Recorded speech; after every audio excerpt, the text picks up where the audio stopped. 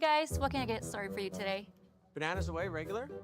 And I'll have the rip berry, but can I get vanilla oat milk and I'll add spinach and ginger? And can I substitute the raspberries for strawberries? Also add the chia and hemp seed and definitely have the power booster and the collagen booster. And can I get that blended twice? Wow. For Alicia, Custom Chaos? One of a kind. You're one of a kind. Booster juice, freshly made, your way.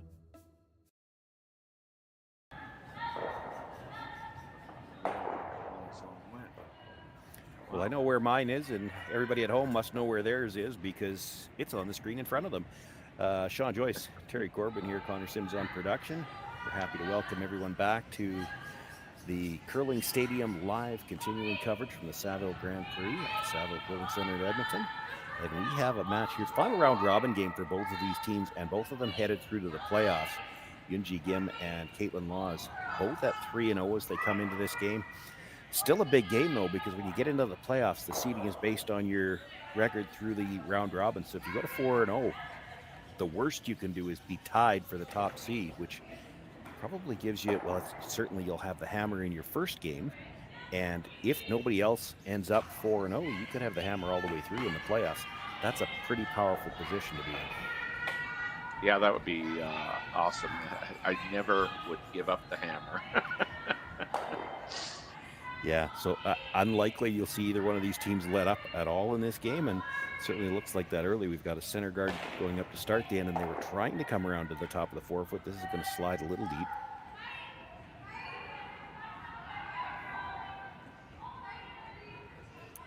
Yeah, last time I looked.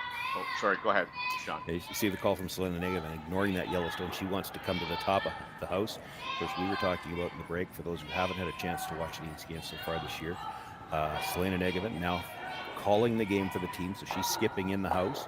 This is Kristen, and it still says McEwish on our call sheet, but I know it says Gordon on the back of her jacket. So we're going to assume it's Kristen Gordon throwing the lead stones. Jocelyn Peterman is the second for the team. Kaitlyn Laws still throws the fourth stone, but she's brushing now.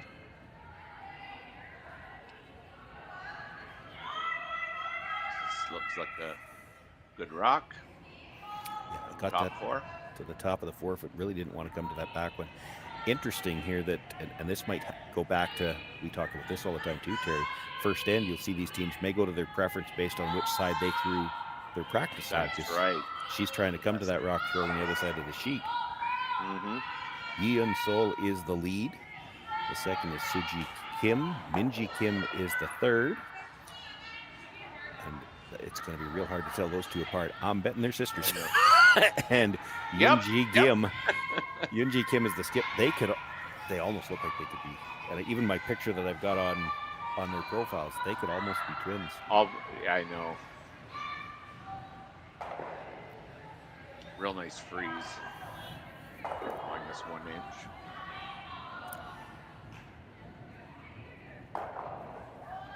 I've always had to wonder when you've got twins playing, if you were really creative, you'd only one of them would only throw in turns and the other one would only throw out turns. That's all you have to practice. Because it's not like anybody else can tell which one is which. Yeah. We'll wait for somebody to pop in. Somebody will tell us in the chat. If first of all, your thinking's gone way too deep. Oh, can you imagine if you never had to practice the other turn? I know, and I know which turn I would take. Now you just have to arrange for a twin. That's right. Oh dear.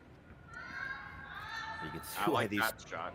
You can see why these two teams are both 3-0. Look at the lineup of rocks. Yeah. Like everything is perfectly in line here to start things out. Yes. That was the fifth stone. Kim has the last rock, so she's going to try to clean up the middle, but hard to make too many go when they're lined up like that. The front one and the back one, maybe the only ones that'll go. And they're lined up really good for live. Just by the ones in the rings.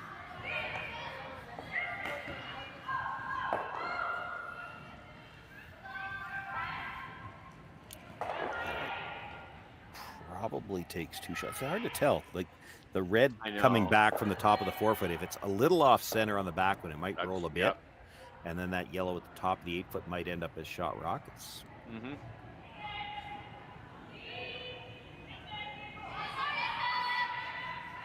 Nevertheless, team loss is going to Oh, yeah. that guard again. They're in great shape. See if here, as long as it's their guard as well. Mm-hmm. Again, when they're running it back, they've got to run another red one into the rings. If I'm sure they're losing the back yellow, and if that one in the middle pops open at all, even if they make the run back, that they're not out of trouble yet. Really good stone placement there.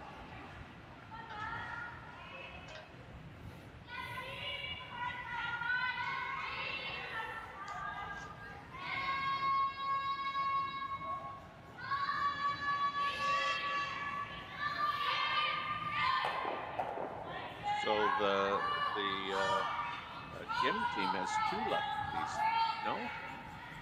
I think the lead's left-handed and so is the second. You're asking me to, I will notice them typically, but asking me to notice them in the first end already when I'm still trying to figure out which one is Suji and which one is Minji. I left that up to you. And I'm just taking your word for it.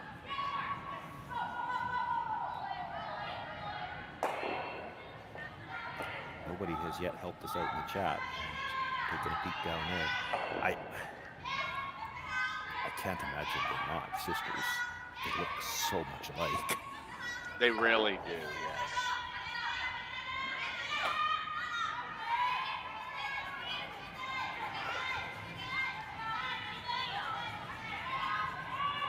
Another big curling weekend. We've got Shorty Jenkins, men's and women playing in. Oh my gosh, where are they playing? I'm going to assume it's in Ontario. It is. I'm just trying to think if it's in Cornwall still. I can't remember.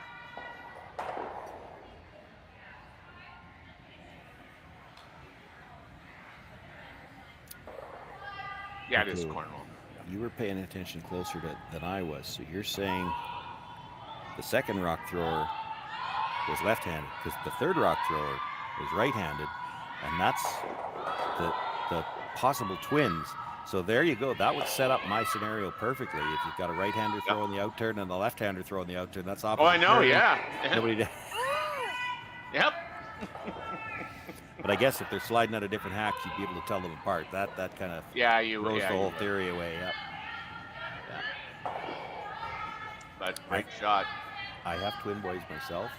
Oh, do you? 31, they're 31 now, and they are mirrored twins. And again, we don't know that they're twins. I'm just wondering. But yeah, my boys are mirrored twins. One right-hander, one left-hander. But other than that, Really? identical. Yeah. And you can tell them apart? You can at this point. Yeah, you couldn't when they were younger. It was tough. I had a teacher, one of their school teachers, and I do the broadcasting here in Saskatchewan with Carrie Tersoff, and the teacher that used to teach them way back when they were little was his wife, and she has asked me on more than one occasion, back when they were little, how did you tell them apart? And I said, well, first of all, they're boys, so Yes. usually one of them's carrying a battle scar somewhere or another that in the short term you can usually tell, oh, this one's got a cut on the bridge of his nose, he's Yeah. Yeah. I'm not sure that theory will work with girls, but with roughhousing boys, there's usually something. Yes, isn't that the truth?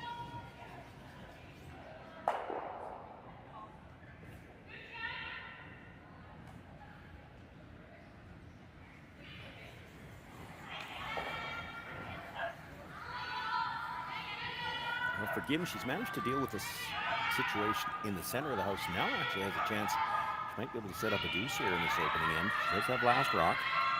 Sitting one on the top of the 8, looking for a freeze. Doesn't even need to be really all the way back to the stone. She's just trying to get 2 rocks in a spot where there's not going to be a good opportunity for a double. Well, it's a thin double, but it's there.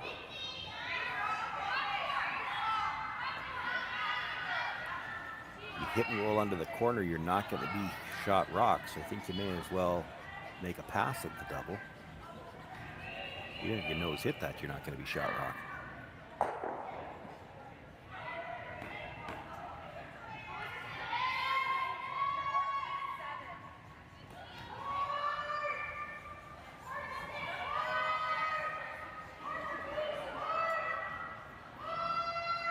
Doesn't look like a lot of ice, but they do have, and a lot of these top teams do when they play with these conditioned rocks all the time, they'll have a little bit of a set on their release, and then if the brushers jump it, they can usually hold it. Because if she just threw this straight up where the broom is right now, I think she'd already be too thick.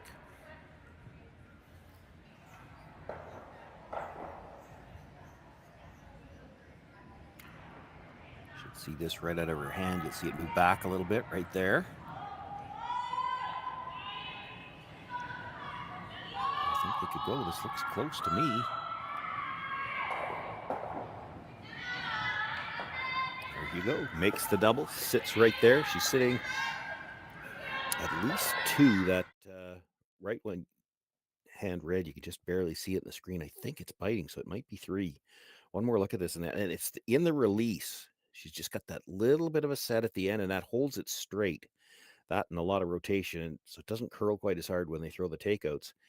You saw just how thin she had to hit that first one. Made a nice shot. Now suddenly Gim looking at a force, because that I still think that red on the right-hand side looks like it might be biting. So she's going to look to make the hit, probably roll all the way across under cover. Now she might make the double if she does that, but the roll is probably more important.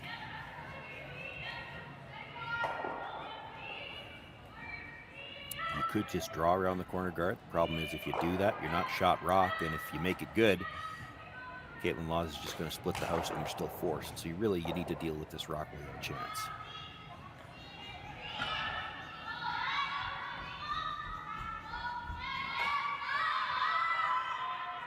Looking for about a 5-foot roll and just stop it dead behind the guard if she could. She's going to overroll the first guard and all the way through the rings. Did make the double. Now, how many people are going to glance over top of that red rock on the way by?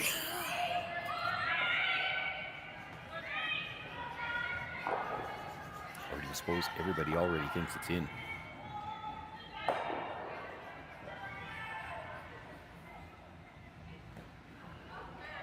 Kaitlyn indicating she'd like to try to come around the guard. This is one where you don't even have to dead bury it. You get half around, and Gim still probably has to draw.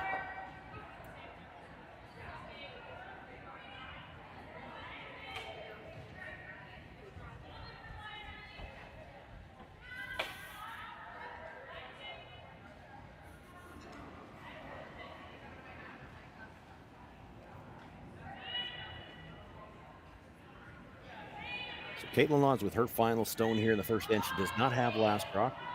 I think she's counting one, just a little hanger on at the edge of the 12-foot. And for the second one in the rings. Force Gim to try to draw to get her single, and she can, she can be a piece underneath the guard, just about touching the 4-foot, so she can significantly shrink the scoring zone with this. Boy, look at that move as it's coming across the hog line.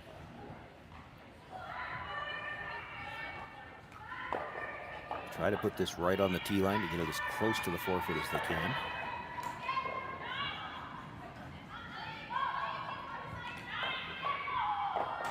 Pretty good. She could have been a 1.5 feet deeper, and she'd have been a little bit closer to the 4-foot, but she's half under the guard, too dangerous to try to hit it. So Yunji Gim will have to try to draw here. She'll need full 8-foot to pick up her single.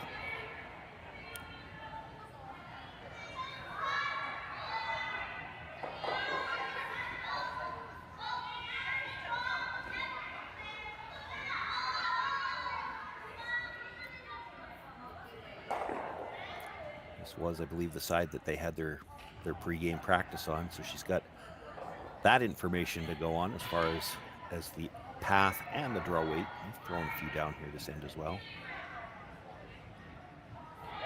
Out of her hand, it's up to the brushers now. Just cleaning, really. That's usually a good sign that they like the weight. Starting to curl.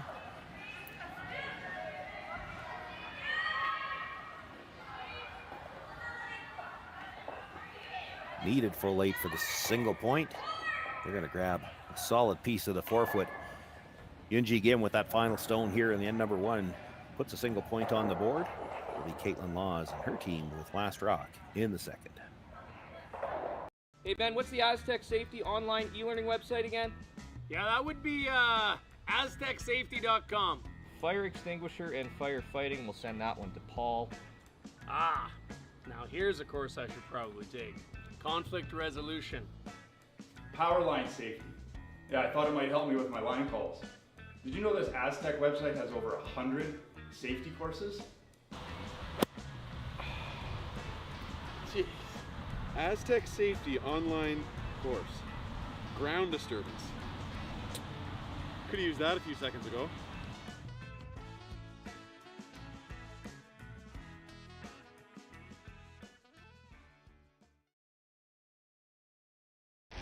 The 2025-2026 Grand Slam of Curling schedule is out, with big events happening all over Canada, like the Masters heading to London in September, the Tour Challenge from Nisku this October, the Canadian Open from Saskatoon in December, and the Players' Championship from Steinbeck coming in January. Early bird weekend and full event passes on sale now at gsoctickets.com. Let's rock!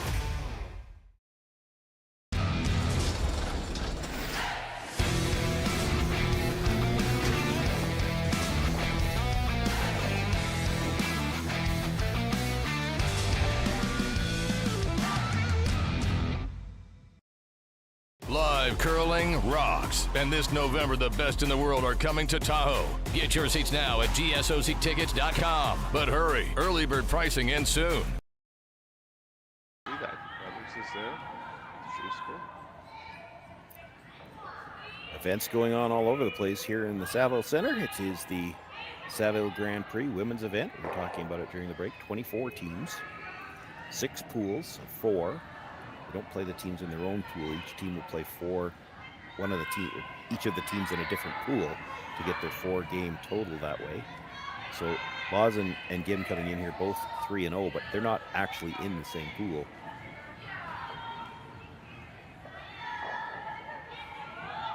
A little different start to this end. We see the center guard went up to start the end now.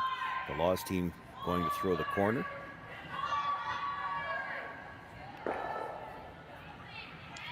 I like this.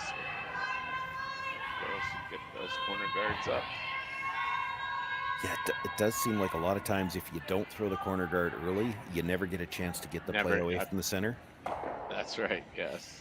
It is really tough though. It's if you're the team throwing first and you want to force the play to the middle, if you throw that center guard up to start the end, there is a lot of work involved for the team with Last Rock to get the play away from the middle because it's all draws early.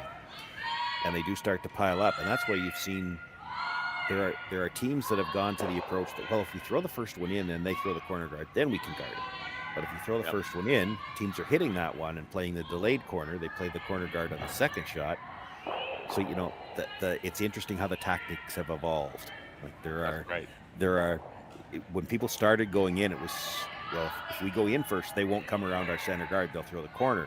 Then we can throw the center guard. And then the next evolution of that was, well, we're not going to ignore the rock in the house. We're going to hit it. And then we'll throw the corner guard in the next one. And they can't pile up 3 rocks in the middle before we can throw a hit.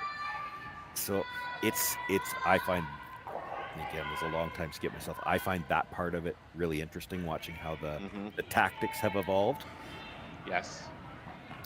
There are only just so many scripts as to how these first 5 rocks can go, assuming that all the shots are made. But yes, it changes all the time, and it's really interesting. It's that game of cat and mouse that.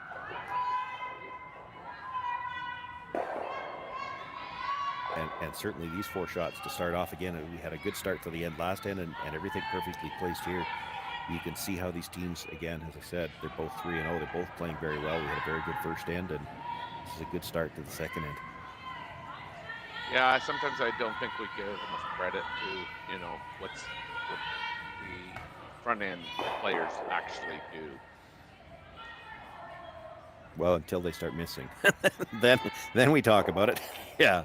Well, yeah, because we're all pointing fingers. Well, that end didn't go the way I wanted it to. Yeah. Because our front end did. But when you get the setup this good, and it's by both teams, when the setup is this good at the start of the end, it really is a question. Every shot becomes so big because if you're off by half a shot, you know, all of a sudden the angles are no good for you and they all favor your opposition. So the better the setup, the more pressure it puts on every successive thrower after that. Yeah, and I like it because it usually ends up about, so who's going to blink first? Like, are you going to play the tap, tap, tap, or are you going to play the bang, bang, bang? That's why I'm always wondering, and I talk about it on the air too. You'll see every once in a while, you'll see them talk about, well, should we come around? And they might even come down and talk about it. And you're thinking, well, this seems awfully early to do this. And I'm never sure if they're actually really thinking about playing the come around in that situation, or they just want to try to convince the other team, you better not throw one more guard or we're going around. Trying to get the other team to blink first.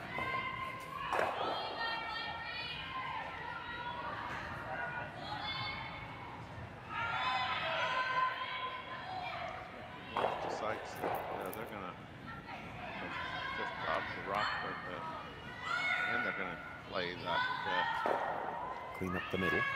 Clean up the middle. Jim thought about cleaning up the corner. Yeah, yeah.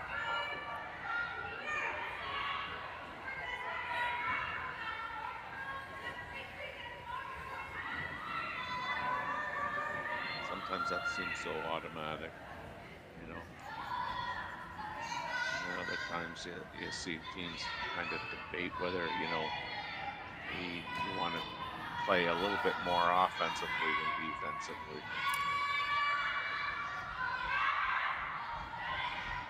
Yeah, it's the one area where I've been in favor of doing something to limit or eliminate blank ends for quite some time now, because it's just getting to the point where the teams are so good, the rocks are different, everything is different, so it's so much easier to blank ends these days.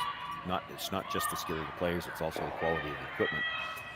And right now, the way things are, it's really kind of up to the team without last rock to push the offense. Here's a chance where the team without last rock had a chance to play defensively, but if they play defensively, they know it's going to end up as a blank end.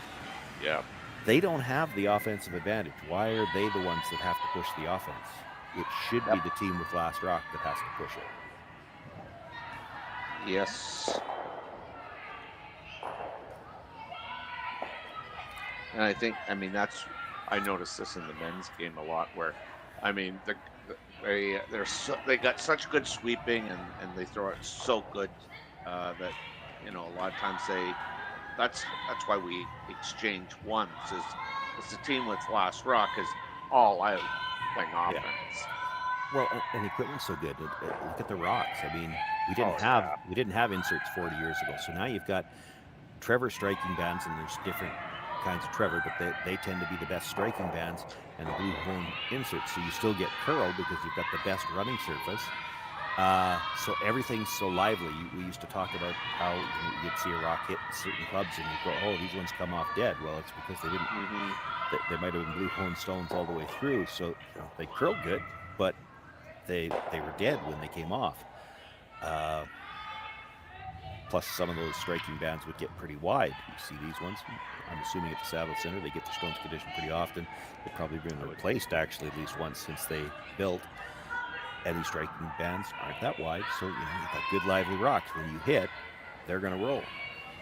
We also used to have problems with frost at the edge of the sheet. That just doesn't happen anymore. So you know, you could roll to the 12 foot and then it was going to stop, and that just doesn't happen anymore either. That's right. Yeah.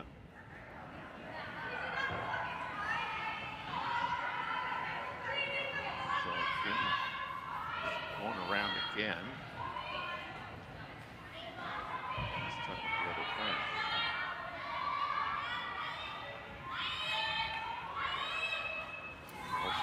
hard on the sweep here. This is looking pretty good. Yeah, look at that walker and the hog line in. Wow.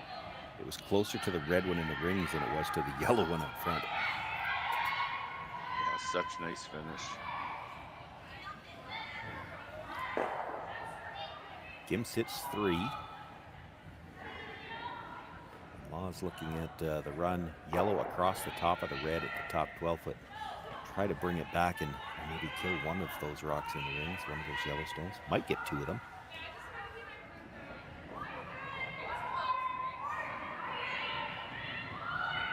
Most importantly, she'd like to move the 3 at the top off the center line, the guard and the 2 in the rings.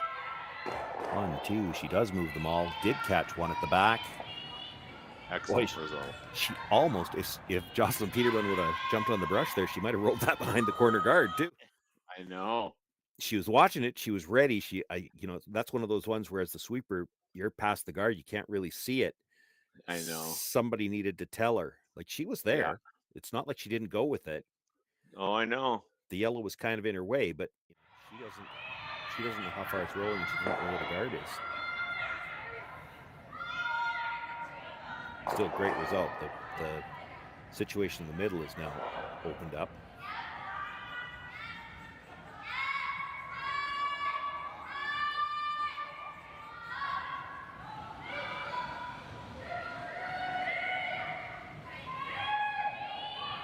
Pushing it for a little bit.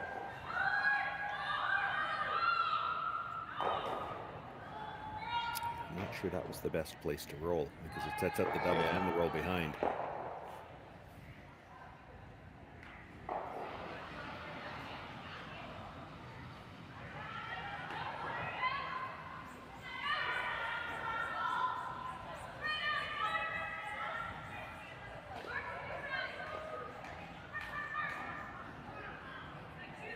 Not really important to make the double. More important to get the rolling behind the corner. That stone at the back 8-foot is not worrying them. It's just that the angle is such right now. It's hard to make the roll behind without killing that one at the back, or at least moving it. Yeah. Selena yelled roll, but I think the sweepers were right. Or Kaitlyn was right, I guess. Yeah, she didn't quite get the roll in behind.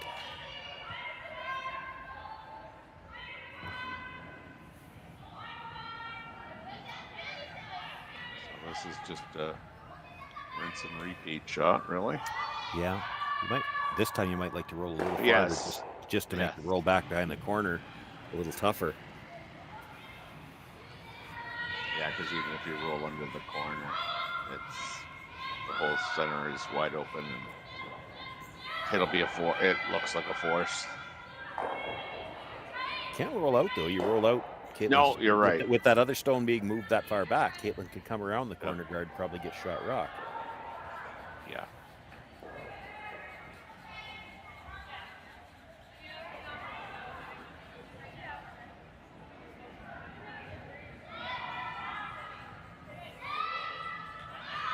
Of her hand, she jumped on it.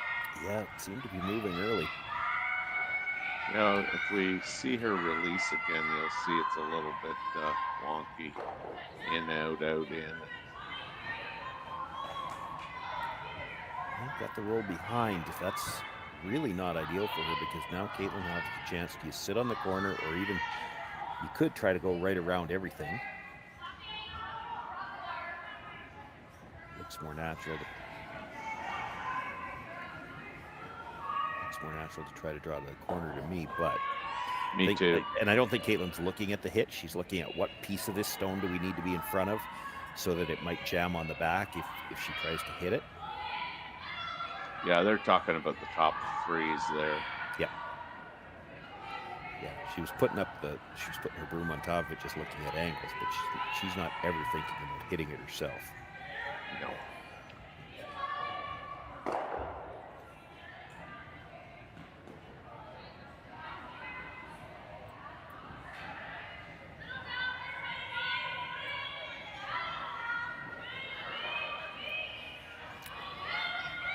Well, it's a chance to set up too. It's a tough shot.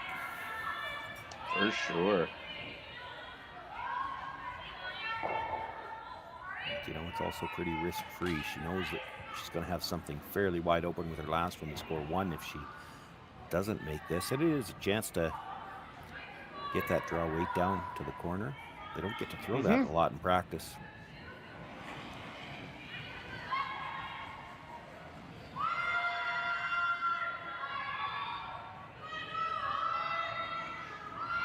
Rock's on its way here.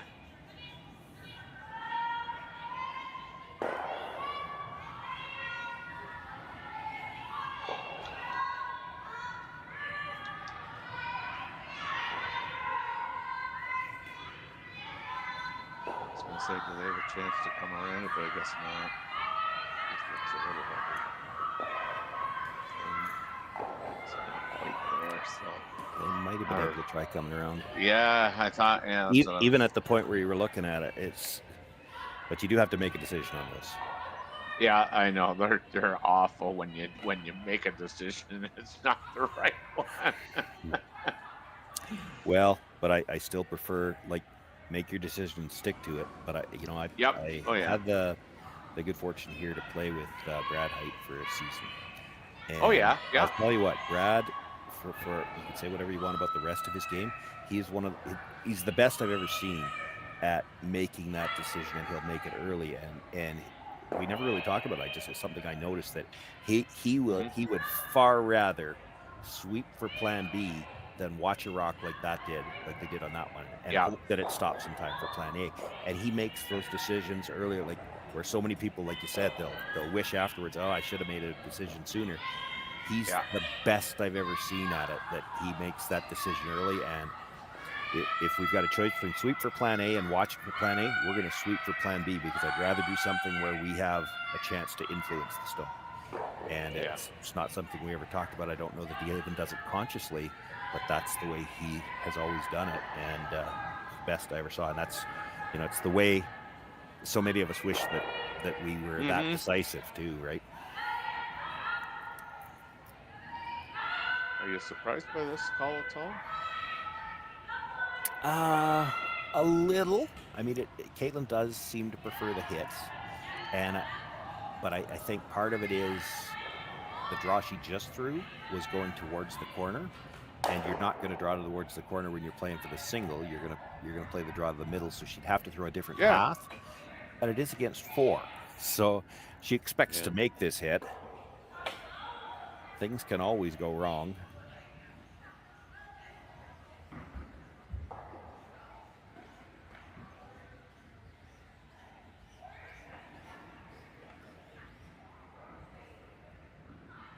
thought she would have just drawn to the 4 foot. You certainly could. There are teams that would. You don't want to be heavy on this.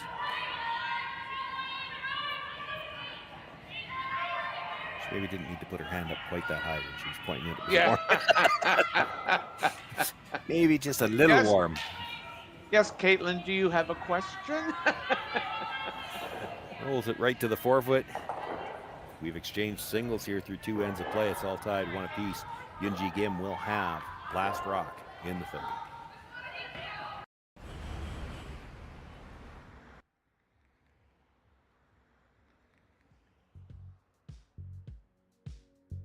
That's life. That's what all the people say.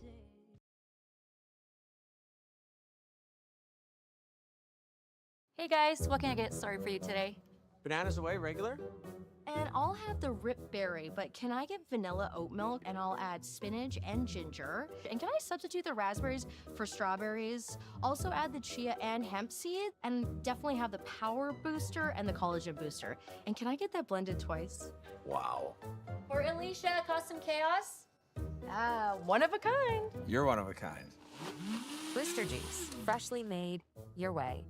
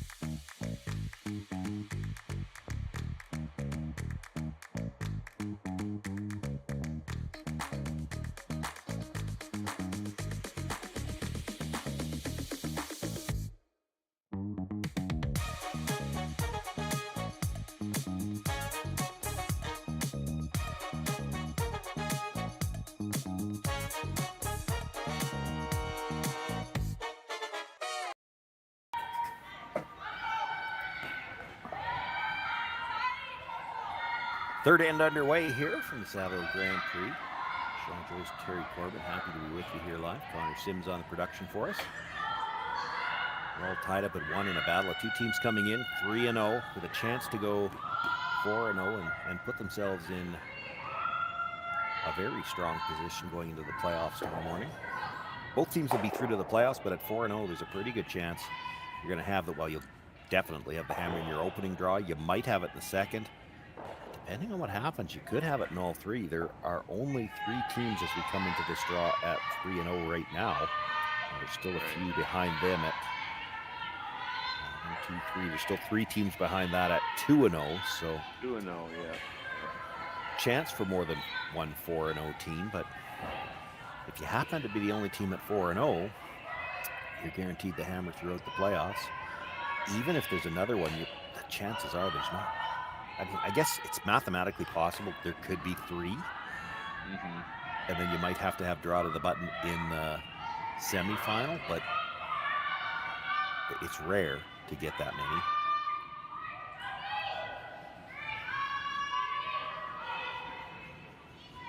For the third end in a row here, we've had a very good start to this end. Everything, the leads are not missing the angles.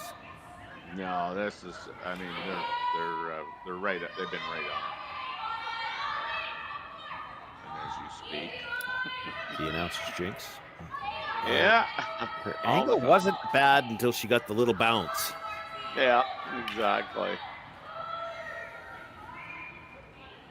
But like you said earlier, like, you know, when they're made perfect, I mean, it ends up being, you know, a real chess match. But now, when you just roll off, you know, there's an opportunity to really remove two of those rocks and change the whole end around. Even if she doesn't get the second one, to get the roll on top and leave 3 red ones in a row, counting the guard on top of the yellow. She's got the double. Won't get the second one all the way out, but didn't really leave a double back either. I mean, you could try it, she but didn't. You're losing the shooter if you try it, and it might come back over towards the yellow.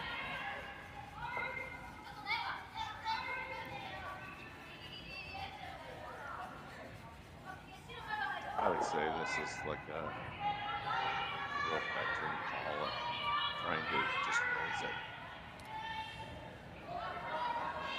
Yeah, she'd probably like to roll a little bit in front of that other red. Little bit, yeah. You don't want to even roll dead buried, because if you roll dead buried, then you got to Yeah. run the red one back. Didn't want to roll that way. No, for sure.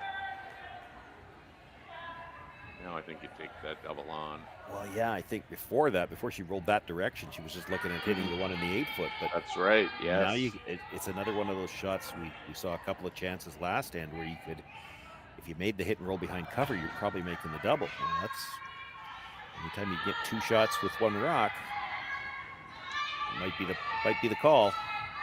Yep.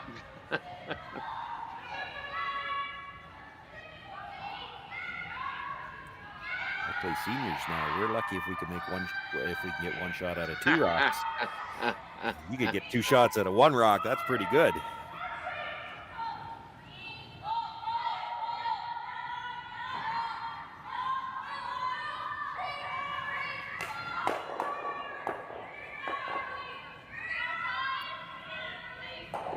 Curl up a bit. Just gets the nose hit.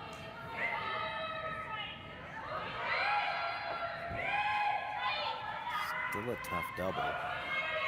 If she tries to hit and roll under now, she's probably jamming on the yellow.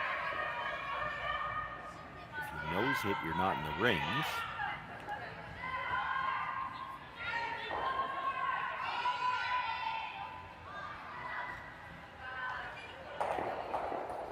Can't tell if she's asking about going through the port or if they're looking at the run back and trying to hit it on that side. The port looks tough, but you know, from what we've seen of this ice, it's there with quiet weight for sure. And she wants to run the front. Yeah, and I think she was talking about which side she wants to hit the red one. Trying to hit it, as we look at the skip, she's trying to hit it on the right side of the rock so that it drives back to the left side of the one in the rings and spill the double. And, you know, they even talked about this too. I think if you're just a little thin on the first one, you might get it off that one in the top 12 foot. Mm-hmm. A few ways this can work out well for them then. This is going to make the duck. No, it's not. Yeah, it just came up a little too much at the end. It does leave the yellowish shot rock though. Mm-hmm. So not the end of the world. It forces the Laws team to make a play on that Yellowstone, which means they can't come to the 4 foot around the center guard again. So.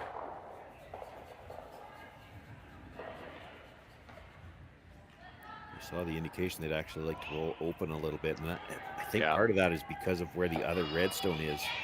You roll in behind, and that's what Kaitlyn's indicating. If you roll in behind, she can come off that open redstone into the one that you're about to deliver and be dead buried. Yep.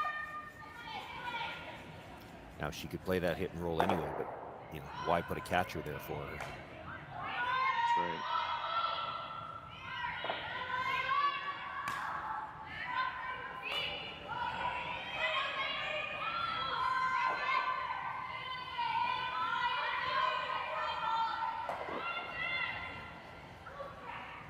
Exactly what they called. Good shot. Sits 3. Yep. She knew that Uijeongbu was going to call for the hit and roll behind cover. Yeah. Even if she's dead in behind the yellow, the angle run on the red won't be very long.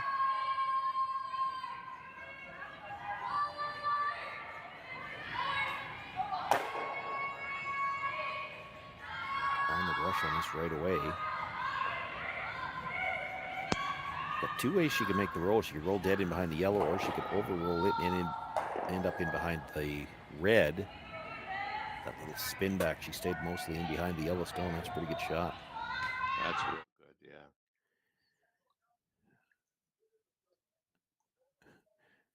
One more look at it.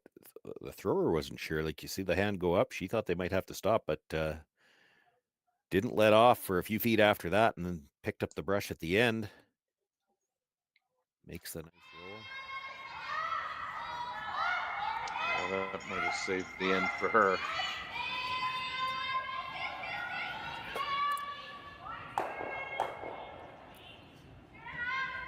Kaitlyn Law's electing to play the freeze down to it. Oh, yeah, sorry, I forgot. My apologies. I thought Kim was without hand. Oh, I wasn't taking it that way at all. I mean, she's got a chance for 2 now, whereas she was looking at a force before she makes that roll.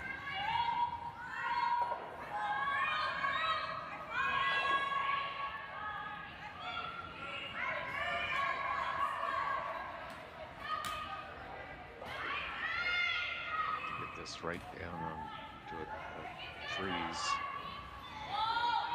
Don't have any bump. That's good. There's a bump that direction is good. She stayed. Yeah, that's right. Yeah, mostly in front of it. Yeah.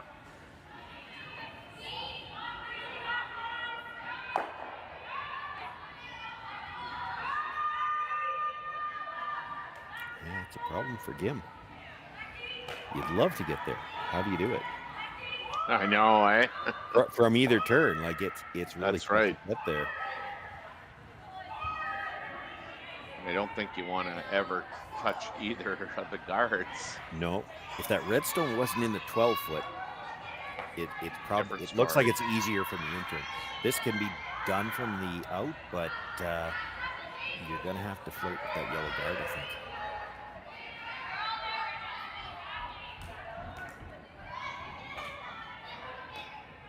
If you stay on the high side, you're just gonna leave everything lined up to kill the shot stone. You've got to get a little bit low on this. Nothing from the brushers yet. There it goes, starting to move now. Still got room by the guard.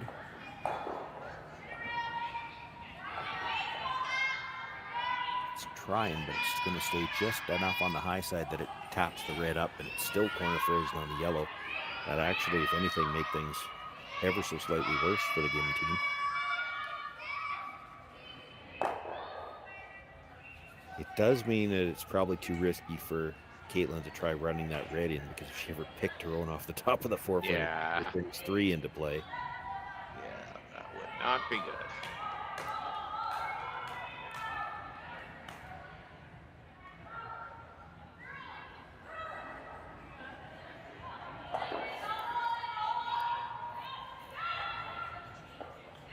See the dilemma, like where do you put the next rock? Like, I know. it's hard to corner freeze the yellow at the top of the 8 foot without making things worse for yourself. Worse, that's right, yeah. You come into the 4 foot, it's really tough to get any piece buried, and then you might leave a chance for a double. Coming around the intern, I think you'd have to go around your own, so I'm not sure you could get it into a good position.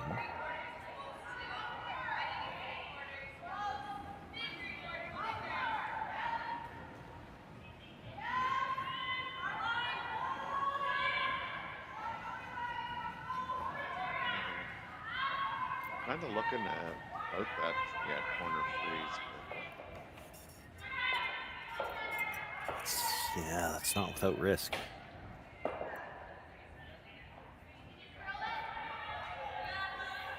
If this was Kaitlyn Law's last shot, she'd just throw up the corner guard and say, "You don't have anywhere to draw. We'll just give you one." But you know, if you do that now, she's got 2 chances to find a way into the 4 foot. I just don't think you want to give her 2 free shots.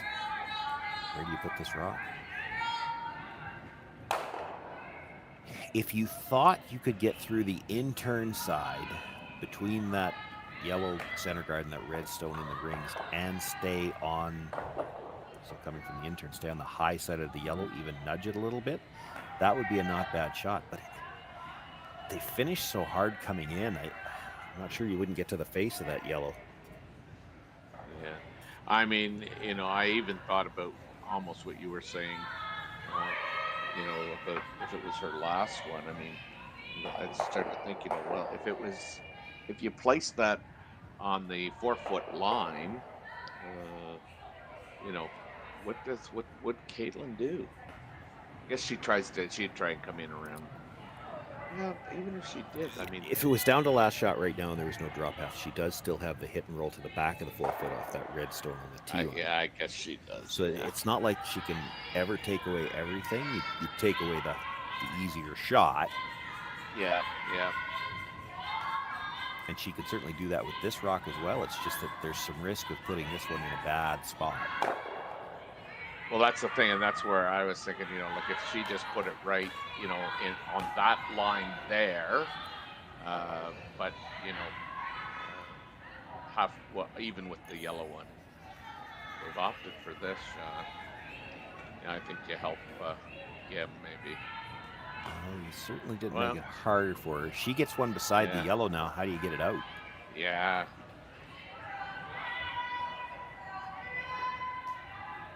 Kim still has to be careful. I mean, if she follows that all the way down, sits right on top of it, Kaitlyn can follow it down one more time, and it actually could be a steal. I don't think you want to be right to it. Splitting T-line or even 3/4 in front of T-line. I don't know how she gets this one out. And like you're sitting too, she might not even be able to get second shot. And she still got that shot off the outside one that would then perhaps be for 3. Would be, yeah. But if you're 6 inches too high off this, there could be a slash double on the yellows as well. So she's not playing with a big piece of real estate here either.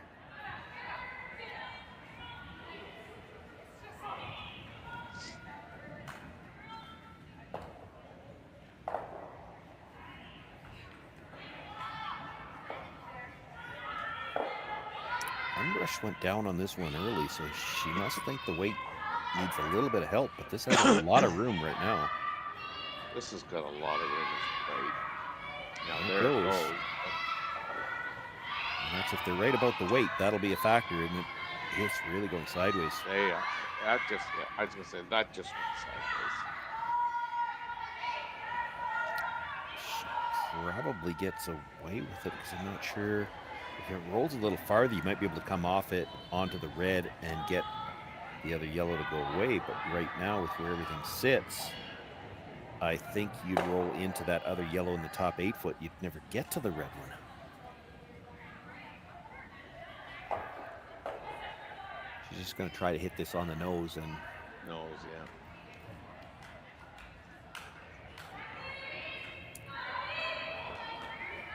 to take away the draw. She's still got that hit on the outside. I don't know whether they talked about it, but you might be better off if you could.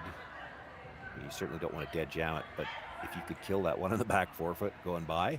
I know. As much as it's a little further ahead than the one at the top of the forefoot, it's also the catcher when she plays that hit and roll off the back one, or off the side one.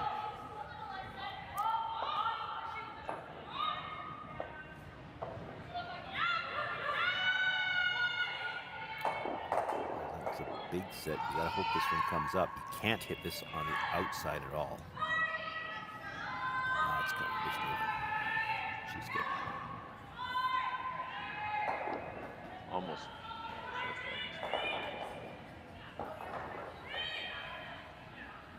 perfect. I still would have liked to see them try to move that one out of the back. I know. It's the catcher if she ever hits this a little too thin.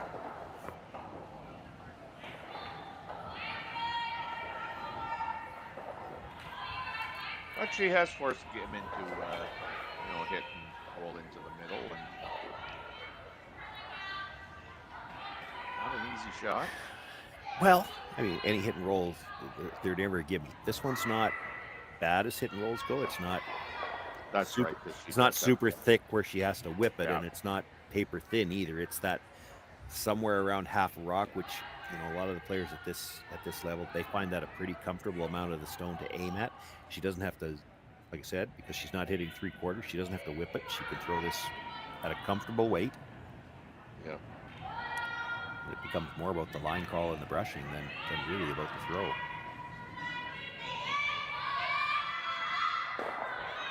He does have a nice delivery. Smooth. Trying to carve this a bit. Yeah, they got a nose.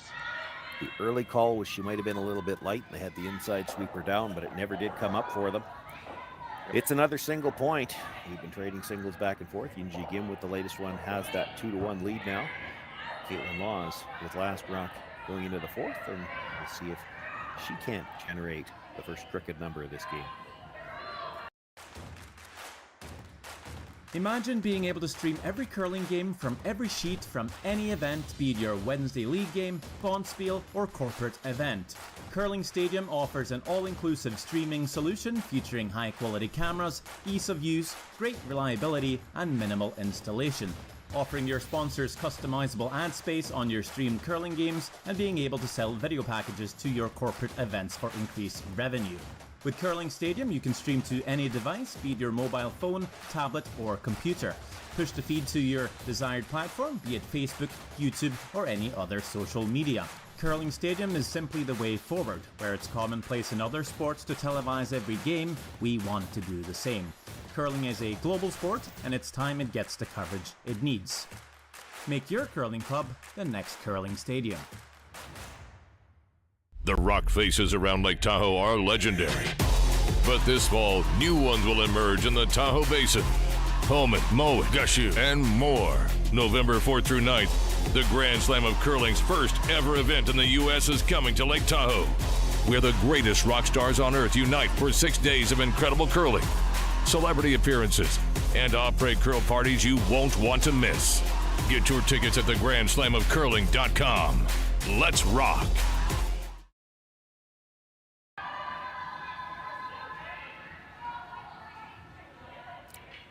2-1 as we begin play here in the fourth. The opening stone you just see coming to rest. The center guard ever so slightly off the center line, so it's not in the no-tick zone. Kristen Gordon being asked to make the corner guard now. We saw this from the Laws team in the second end as well. They ignored that center guard to start things off, tried to draw the play to the corner. Yes, and unfortunately for them, we never got out there. Well, I mean, it was late in the end. Kaitlyn had the chance, and it was partly because the roll went the wrong way for the Gim team, but Kaitlyn had the chance for the corner freeze with her first stone. I will say, at the very least, she was probably the last half of that end, she was never in any danger in the middle. She just never got a chance to get around the corner. I guess she had a couple of chances, as I recall, to hit and roll, and just never quite made the roll in behind cover. But she certainly used it to get the middle clear early, and then she was playing the rest of the end fairly risk-free.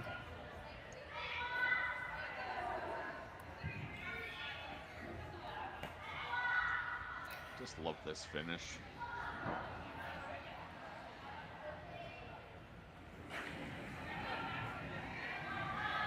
This time they're going to ignore the center twice and go around the corner guard right away.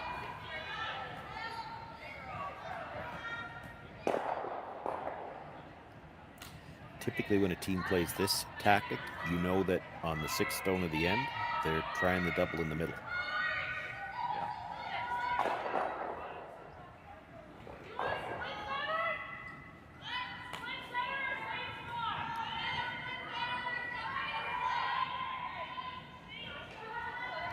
Coming by, but for most of the trip down the ice, they were sweeping as much for weight as for line. Well, a finish on that, even to the corner. Yeah. Hard to the corner. She gets that. It's almost dead in behind. Second shot for now, but that's not vital that they were shot rock. They just want to get the play away from the middle. Kim will come around the center one more time, and then you know the Laws team is going to try to deal with the center.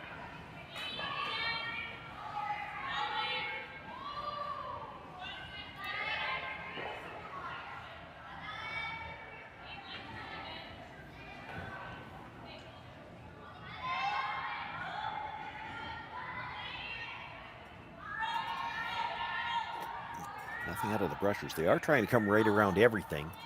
Yeah. But they don't want to be too far to the back. This is going to be a little deep.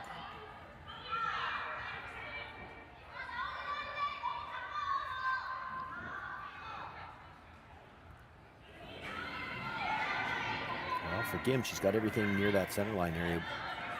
Kind of where you want it. The downside of this, we've talked already in this game about how good the rocks are, how lively the rocks are, and how good the players are, the equipment. You get everything lined up in the center like this, and as much as it looks good right now, the downside of it is you know that there's always a chance all three of them could move in one shot.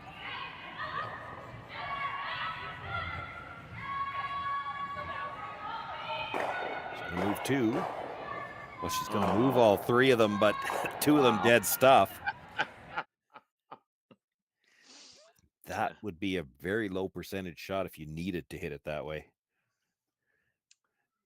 This is a fraction of an inch either way, fraction of a centimeter either way from killing all three. Dead stuff's the first one, and dead stuff's the second one. In fact, if anything, it almost looked like the second one kicked further in behind the guard after the jam.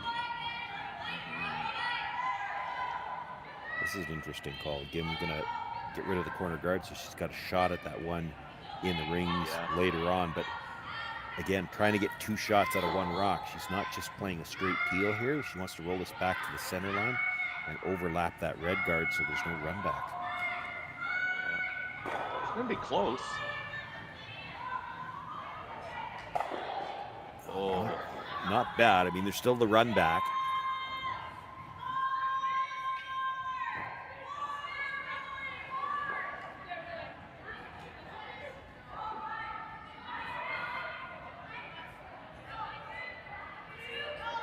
So close.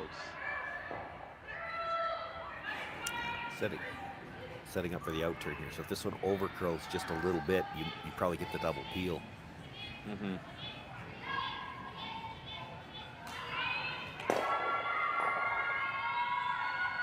Like this? Yeah. Does it still come back? No.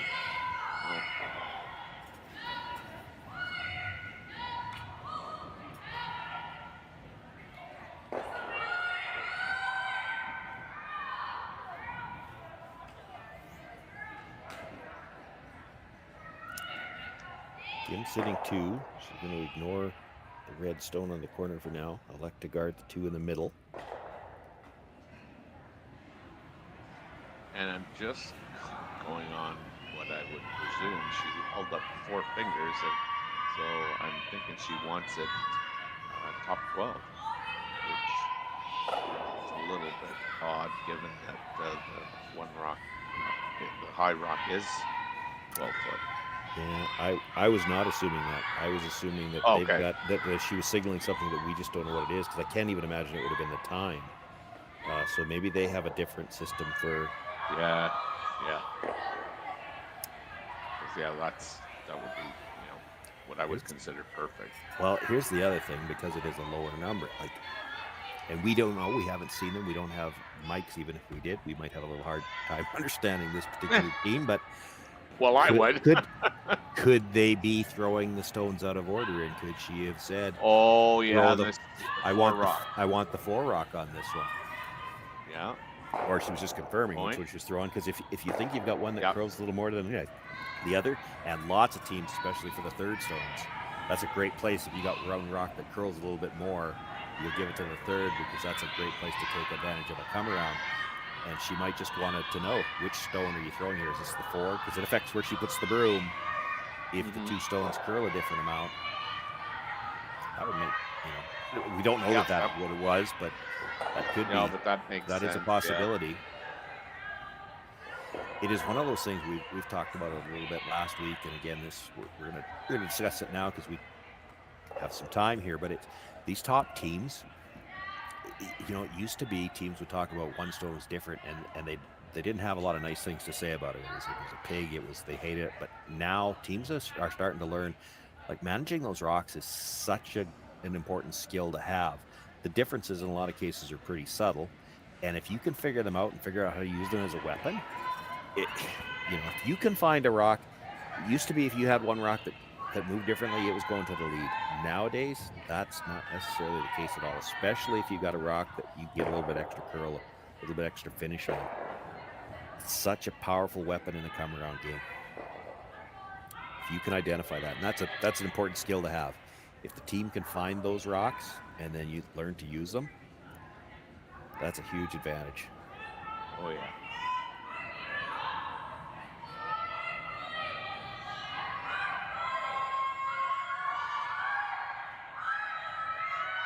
Really jiggle things around here. Close.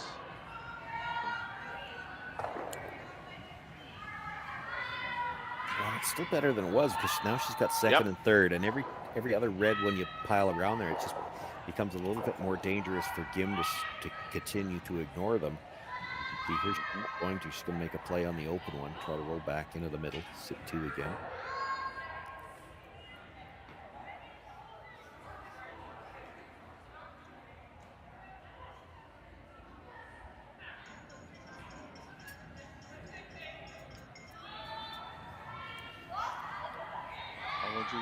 I was just thinking that's some very interesting theme music she's got for her delivery.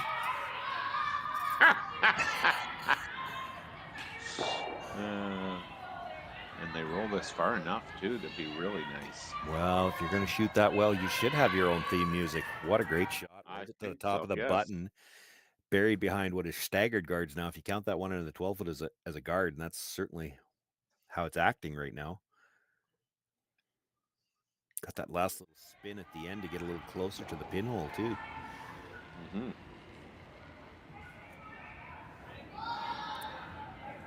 No choice now. You got to play yellow across the top of that red. Try to bring it back, and you'd like to, at the very least, move that stone that was just delivered. If you get the one at the back of the 4 foot too, that's great. But it's that one at the top 4. There's no way to score as long as that rock is there.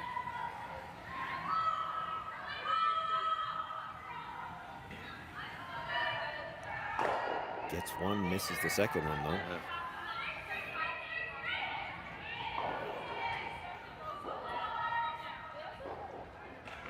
Well, it makes this decision easier now. With that excellent roll on the last one, it's just throw the guard. You know she's going to try the double run, but you let her play that until she makes it.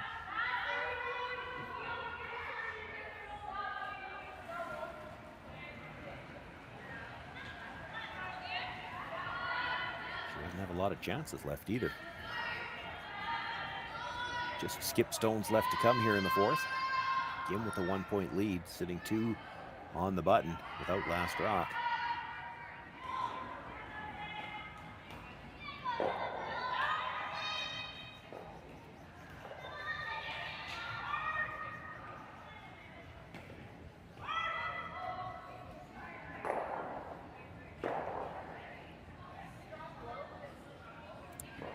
Kaitlyn Laws, realistically, she's going to have one more chance to try the double run the guard onto the red one, try to get it beneath the ones in the rings. And then realistically, certainly it's something they're going to have to talk about at the very least. But I think if this was down to your last shot right now, you'd have to pick the open one off the back of the forefoot and give them one. Yeah. Boy, if she could put the second guard that good, it's tough to do that too. Like, she couldn't have put that in a better spot. I mean, it does give her the angle to try the over-the-top run back, but she doesn't have the direct run back on the red, and she couldn't get to a second shot right now.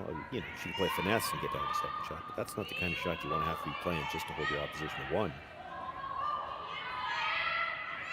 No, that's the truth.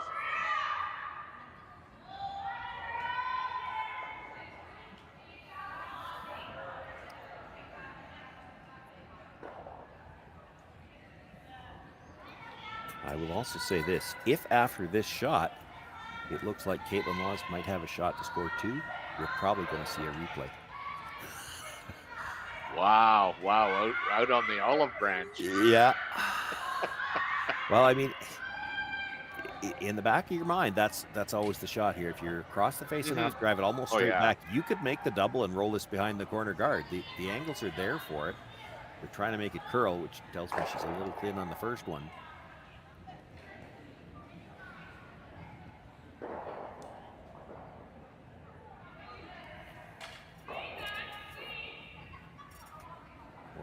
I don't think you want it that high.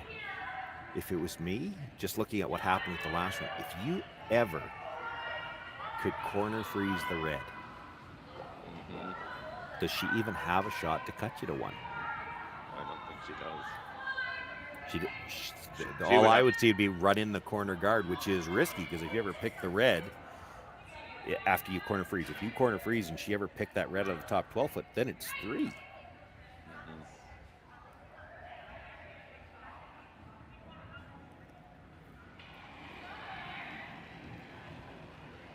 Now, as much as I like the corner freeze, you can't throw it to a corner freeze out of your hand. That's one where you got to throw it like the guard, and if the line's perfect, you try to sweep it to that corner freeze. This is out there a long ways. If she's got the weight, they should be able to get it back to the line.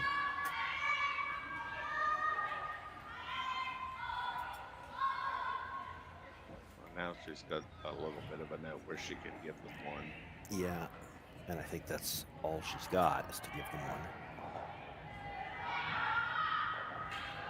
Even if you wanted to play the angle run in from the corner, it's still not going to kill both yellows. It could kill one. That's the best you could do. Yeah.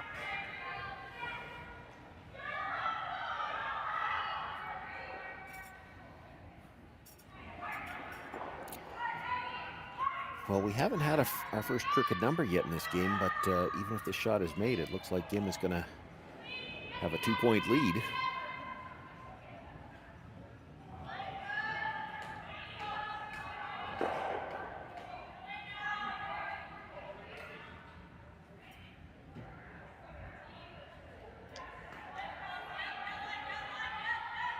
Yeah, I got to bear down here. You're only a deuce from tying the game. If you give them one.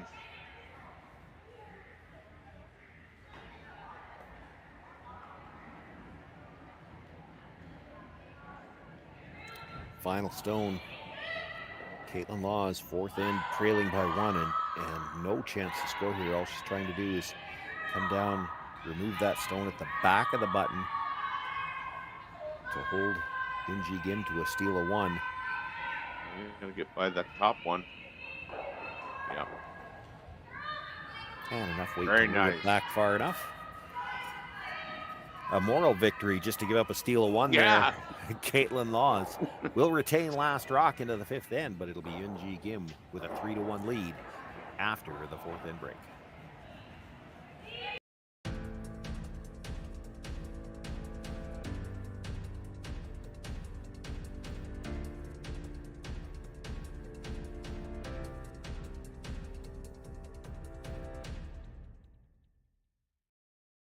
For over 20 years, the Sandra Schmirler Foundation has granted more than $9 million to hospitals across Canada for life-saving equipment for premature and critically ill babies.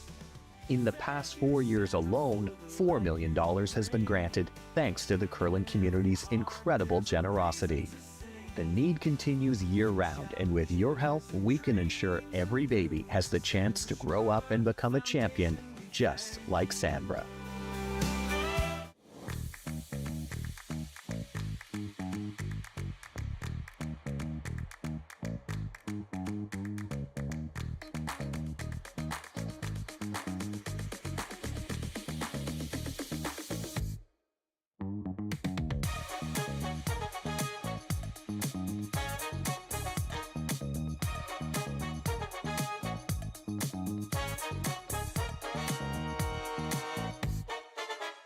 Welcome to the RockShop.net, the official store for the Grand Slam of curling. Whether you're looking for the best hats, stylish clothing, fun toys, or unique accessories, the Rock Shop has it all. Shop online anytime at the RockShop.net for exclusive Grand Slam of curling gear, or come see us in person at your next event. The RockShop.net, where fans find their favorite curling gear. Live curling rocks. And this November, the best in the world are coming to Tahoe. Get your seats now at gsoctickets.com. But hurry, early bird pricing ends soon. Welcome back, and we're just going to go around the ice here and get everybody updated. On sheet 2, we've got Rui Wang up 3-1 against Ashley Thibodeau. Selena Sturmey is all over Myla Plett, 6-1. This is no longer a game either. Eubene Park up from Korea, up 7-0 over Kaylee McNamee. Here it's Eugene Kim, 3-1 over Kaitlyn Laws. Kaitlyn Laws now has the hammer. Nancy Martin's down 3-0 to Corwin Brown. Nancy Henson and Krista Hilker are tied up at 1-1. Serena Gray Withers and Nikki Kaufman are tied 3-3. And Iku Kilizawa is up 2-1 against Taylor Reese Hansen. And those are the scores. We'll be back from the Saville Center for the second half of this women's matchup right after these commercials.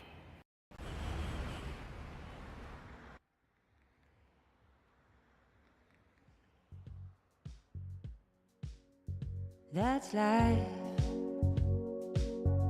That's what all the people say.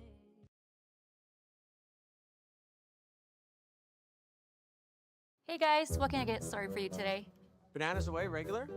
And I'll have the rip berry, but can I get vanilla oat milk and I'll add spinach and ginger? And can I substitute the raspberries for strawberries? Also add the chia and hemp seed, and definitely have the power booster and the collagen booster. And can I get that blended twice?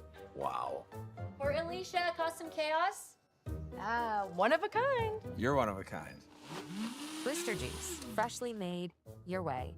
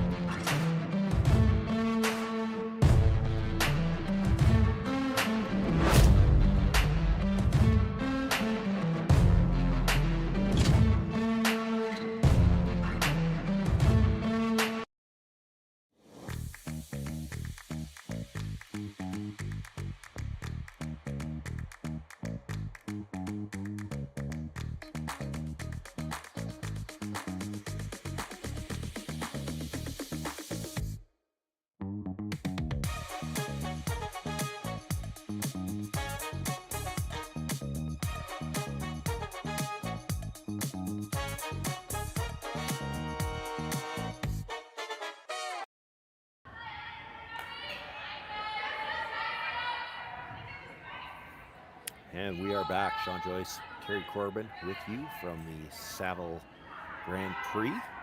We're on the curling stadium. Connor Sims on production for us here this afternoon. Final game for these two teams in their round robin play. There is another draw later on this evening. That'll be the last game of the round robin for all of the teams. 24 teams in 6 pools chasing the 8 playoff berths tomorrow morning. We do know three wins will make the playoffs. Both of these teams came in with a record of 3-0, but both looking for that 4th win that would put them in the driver's seat tomorrow in the playoffs. They'd have guaranteed hammer, at least in the quarterfinals, quite likely in the semi, and possibly in the final. And, you know, we haven't talked about this yet, Terry, but looking at how well these two teams are playing in this game, should they happen to end up on opposite sides of the playoff draw tomorrow, it wouldn't be totally shocking to see this be a preview of the final. For sure, for sure.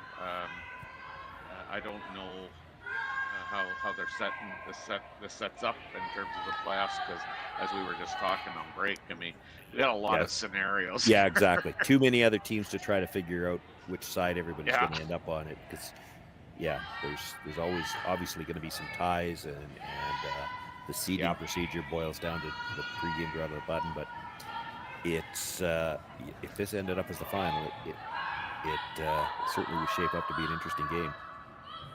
For sure. And the winner of this one's going to have, if that ended up being the final, whoever wins this one's going to have the hammer in that game. So right now, as we play in the 5th, the advantage lies with the Gim team, but Laws does have last rock here.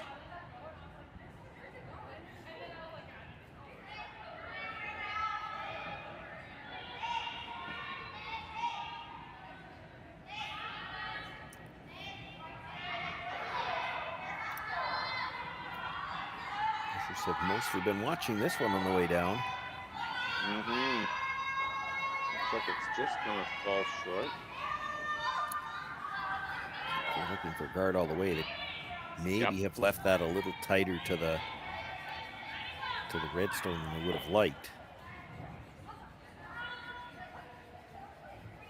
Talked about coming around because that stone in the rings is just behind the T line, but yeah, I thought they'd be playing guards here. They're pretty close together. You can get 2 of them for sure.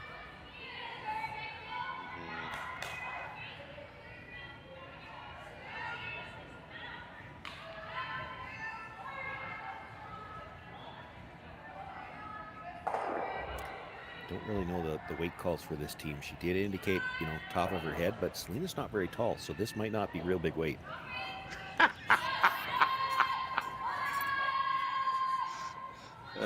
There. So many things went through my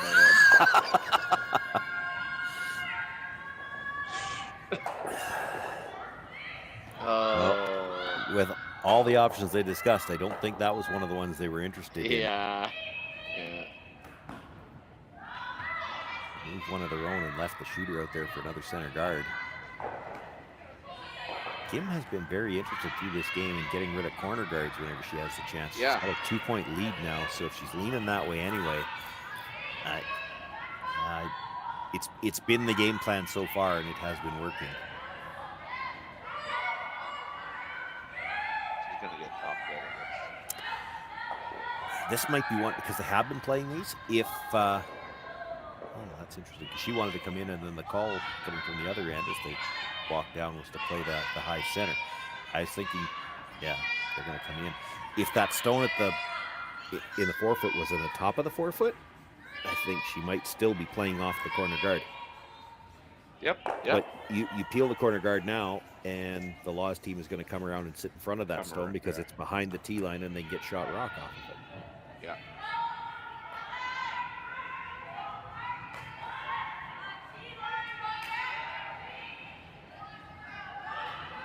Yeah, sometimes you get so locked into your own strategy that you don't see what's in front of you.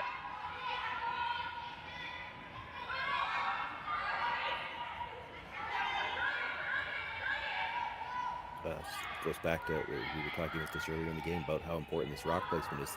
Because that first one is slid a little deep, it affects the calls you can make later on. It's only a foot deep. Like, if it's that much in front of the T line, if she wanted to peel that corner guard, she'd be in great shape.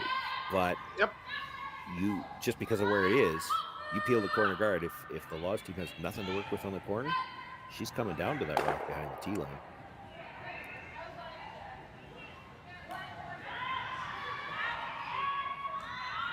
Talked about it even now, but she's still got the corner guard to work with, so she's going to play the run. This is one where you could get the double peel and roll to a second corner guard.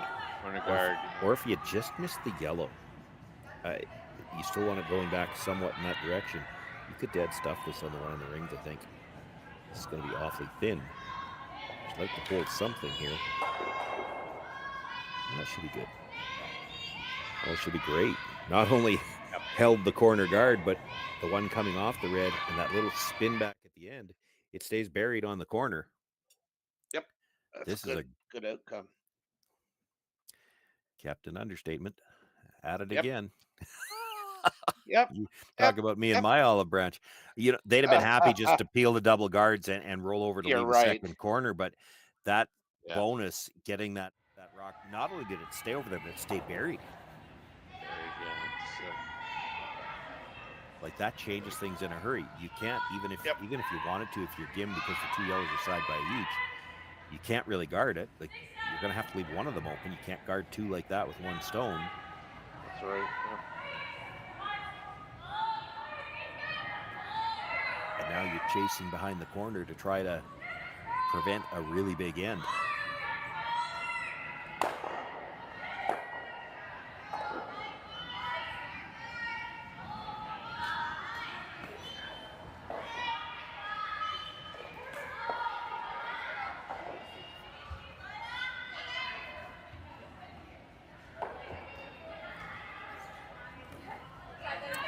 Get this a little bit in front of the red. It's going to have to curl for that. Yeah. It did come up. Well, yeah, I think that's enough. I mean, from the hack end, it does look like there's air, but it's to get to that with enough weight to move it. It's hard to get all the way to the face.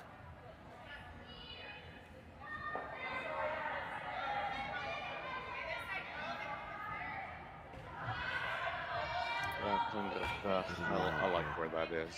Selena's first stone. So yeah, if you're going to come to that, you really need to move it on this stone. It doesn't have to go all the way through the rings, but you'd like to get it to the back 12 if you're playing it.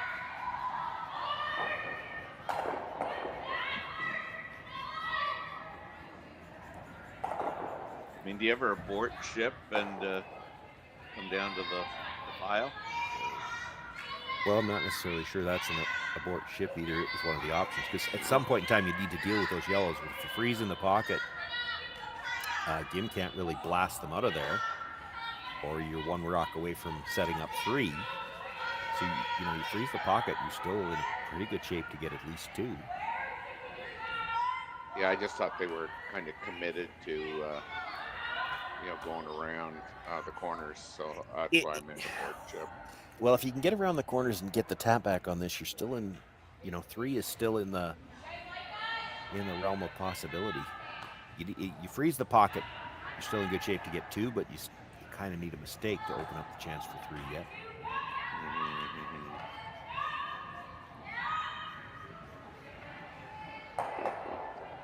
I like this. This does look like the easier shot, right? Yeah. It's not even critical to be shot here. It's critical to be sitting in front of those 2 yellows in the spot where it's really tough for Gim to do anything with this red rock. And then what do you play? If you're Gim, if this freezes, what do you even play?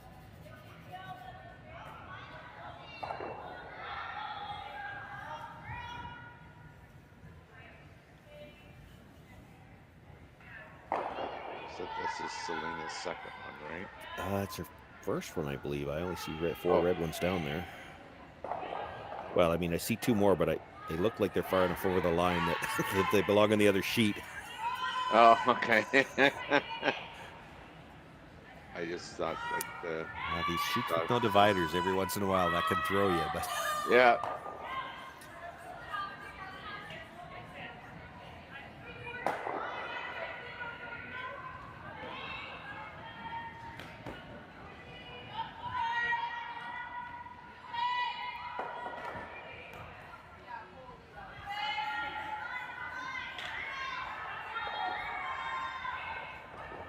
Should walk coming into the house if the weight's right. Stand to curl just a little bit more. There it goes. That's pretty good. Pretty good.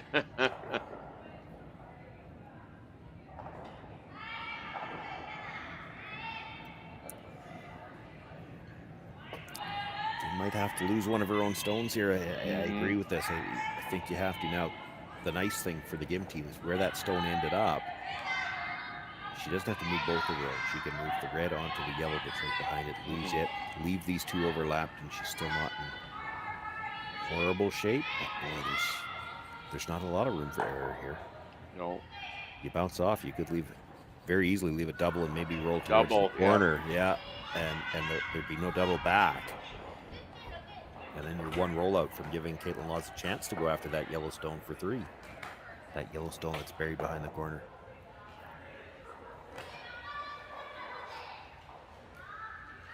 They want to hit this in a way so that they kill their own yellow, but have the shooter stay angled on the red so that they've got a way to get the red out on the next one.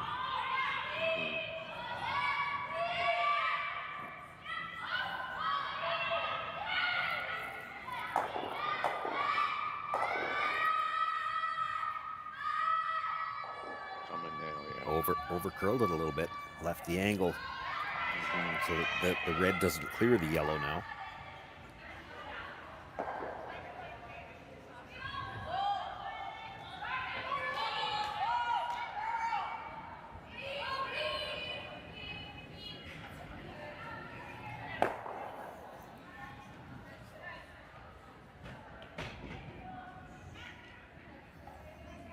Yeah, it still creates a problem for the Laws team. Yeah. See their dilemma. What do you do? To move anything, you're actually going to break the angle that works for you. That's right. Yeah.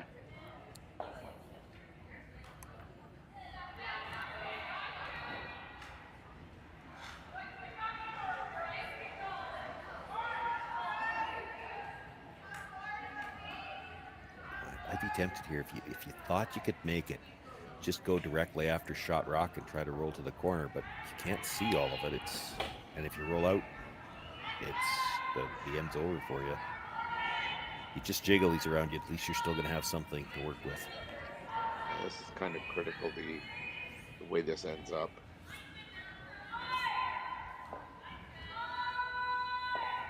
Looks like she's on the right side. Oh, no, she's not. Okay. Yeah, no, that's... No sit on the red should kill both of them. Yeah. Now you still leave her a freeze at the back of the button. It's going to be tough, though. She'd have to play from the out turn, and that corner guard's going to be in the way.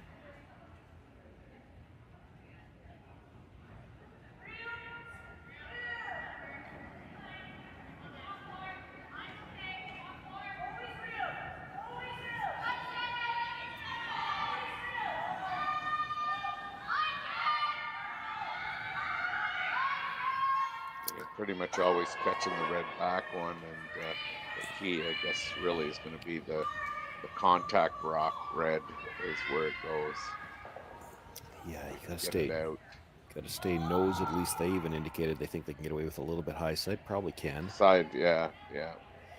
If you ever cross it a hair, though, that top red's not leaving.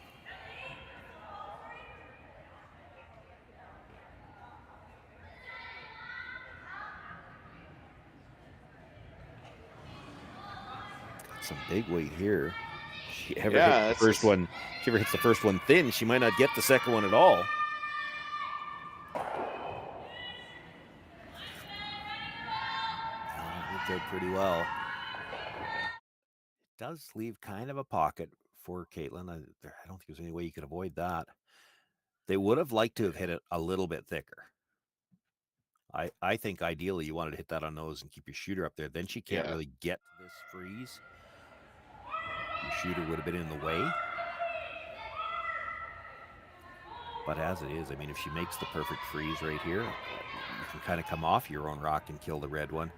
And even if you spill everything and roll out, because you would be spinning, that yellow stone over on the corner is still probably going to get you a force. It's too tough to go after it. Yeah. If you knew it was there, Scoreboard might say you had to give it a shot, but boy, it would be tough.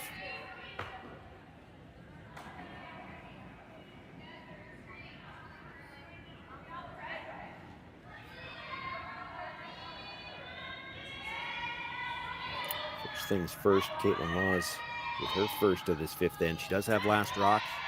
Chance to set up the deuce. She could freeze perfectly the one on the button. The other possibility is just chisel, but she's got to get to the inside. She's got to get to the inside. She can move it a little bit. Yeah. That's not bad. Not bad, yeah.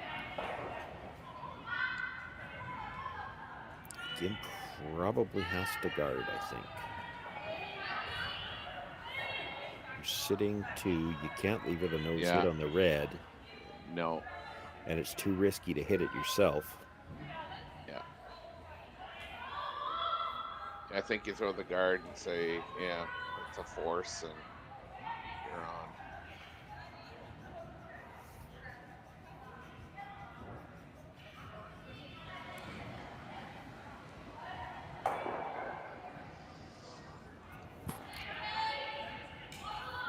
Yeah, I'm not even seeing a great angle running or anything that she could try. That would be for more than one.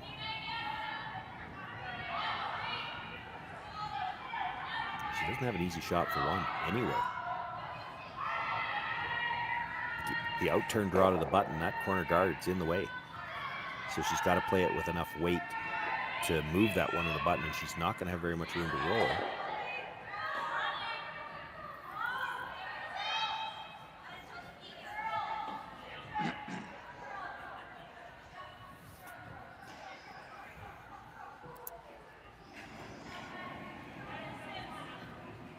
This is where we need a guy with a handheld camera to go look at.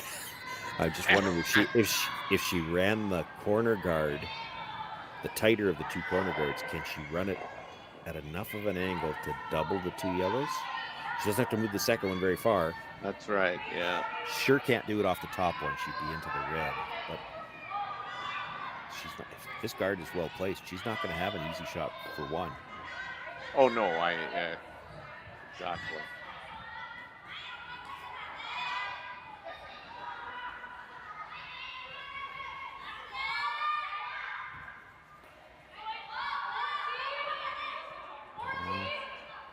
It might be a little tight. I mean, now the double run, and it's still only for single point, but it doesn't look too bad. No. This looks tough to me. I mean, she's looking at it, but she can only see 3/4, and she's got no room to roll. Yeah, well, the sad part is that like she can't throw a straight draw.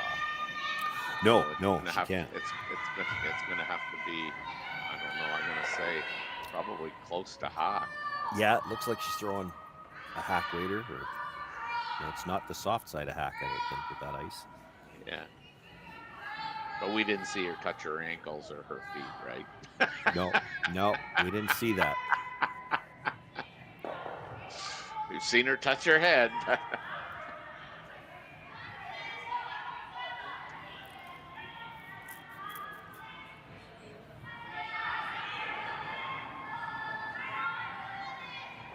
This has to be really precise.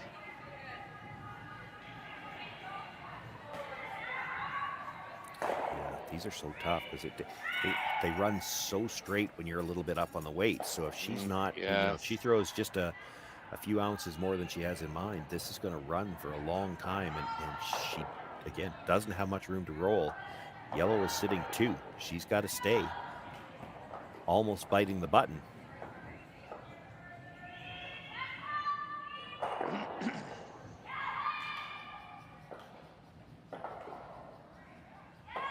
The other danger is this starts to curl early. She's got to get by one, not just the one at the top of the 12-foot. She has to get by the one at the top of the 4. I don't think there's any way she's getting by them both. Now, can she get a spin in? Well, enough to hold it to a steal of 1, but that adds to the lead for Uijeongbu. She now has a 4-1 lead after 5 ends of play. 3 ends left, perhaps 4, I guess, in this women's matchup. Kaitlyn Laws will have last rock one more time going into the 6th. Hey, Ben, what's the Aztec Safety online e-learning website again? Yeah, that would be aztecsafety.com. Fire extinguisher and firefighting. We'll send that one to Paul. Now here's a course I should probably take. Conflict resolution. Power line safety. Yeah, I thought it might help me with my line calls. Did you know this Aztec website has over 100 safety courses? Jeez. Aztec Safety online course. Ground disturbance. Could have used that a few seconds ago.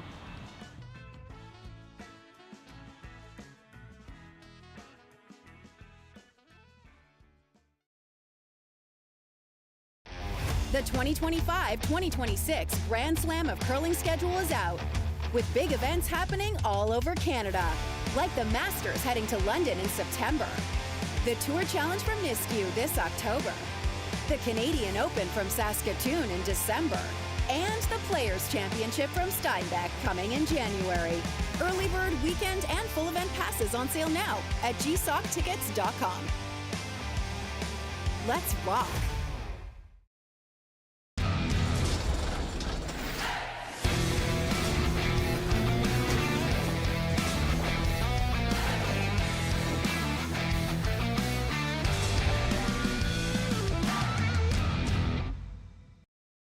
Live curling rocks. And this November, the best in the world are coming to Tahoe. Get your seats now at gsoctickets.com. But hurry, early bird pricing ends soon.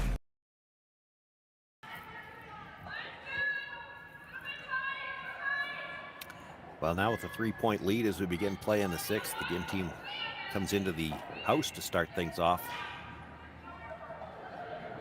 The Laws team going to play up the corner garden. This is, it's a little thing, or it should be a little thing, but it's interesting to me because they had last rock in the second and in the fourth, and both times they threw the corner guard to the other side. Yeah.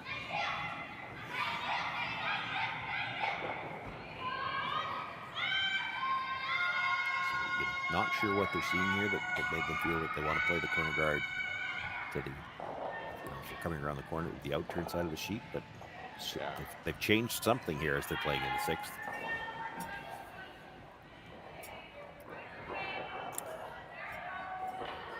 And I'll tell you what, at this level, these teams don't just do that randomly. Like if they've made that change, that there's something. They've seen something. Either they think it buries better on that side. There'll be a reason.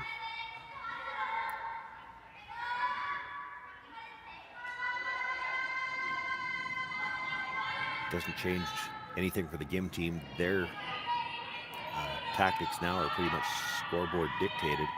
You throw the first one in, you knew it was going to be a corner guard. Now they throw the tight center. And I can't tell if that's touching the center line or not, which would put it in the no-tick zone. They're going to look at cutting around the corner guard, so it wouldn't matter.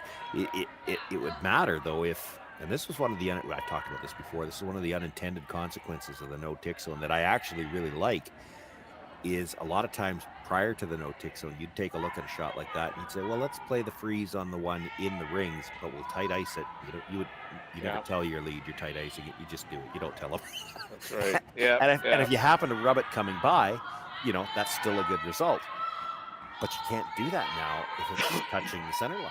So you actually have to play those shots with some precision. You can't play put the broom down so we're getting either plan A or plan B, and I don't have to worry about anything further down the alphabet. Yeah, spoken like a true skip. That's the part where you don't tell the lead that you're tight ice. That's right. That's right. And then they go, "Did I hit the broom?" Yeah. I certainly did. Good result.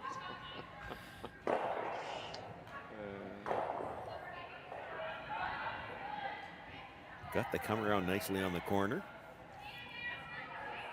Team can't make a play on the corner guard yet. This is still just the fifth stone of the end, so she's going to throw one more guard. Clutter up the middle. And it's just, both teams using the rule. Gim knows she can't deal with the corner yet, so she's going to make the middle as complicated as she can. Kaitlyn Laws is going to have to deal with the middle at some point in time, but while she's dealing with the middle, she can't do anything with the rock she's got on the corner. Now, that one did not get back to the center line, so they're not going to have to deal with that rock at all.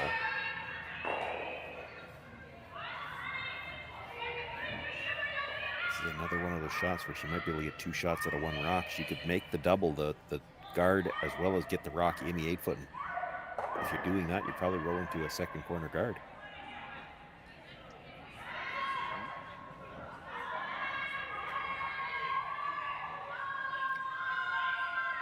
Not sure she got this all the way out to the broom.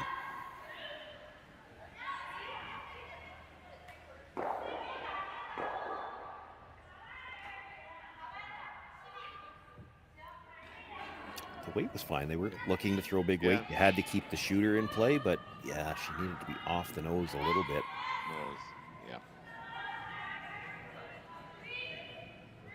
And Uijeongbu now with the chance to remove the corner guard. Looks like they're playing this one as a straight peel. We saw them do this once earlier in the game where they tried to get 2 things out of it. I don't think she's getting anything out of this one.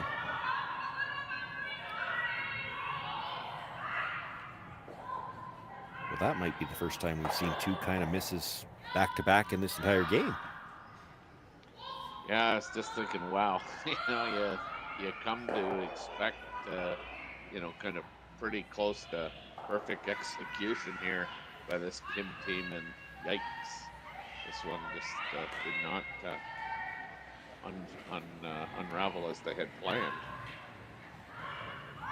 Gives Team Laws a chance here to maybe kind of split those rocks. I think she's trying to bring it back towards the yellow again. This is almost one of those ones where you shout down. I certainly would do it. If you're sarcastic enough, you'd do it to your own teammate. You remember how you threw that last one that we didn't hit quite the way we wanted to? Throw it the same way. Ha! Yes. Same shot. If got to stop back of the rings. Oh dear. Oh. They did get the second corner on top of their own stone out of it, but yeah, that was kind of the result they were looking for on the first one. I mean, they would have loved to do both yellows, but you get the roll to the corner. That was the most important thing on the last one. We didn't get that. Here, they would have loved to have brought it straight back.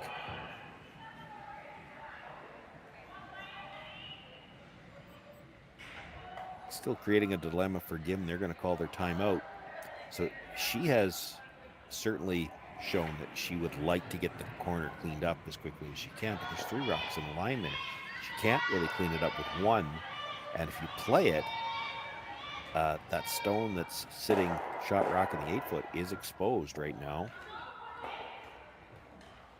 She just, she doesn't want to throw another guard with a 3-point lead. I know.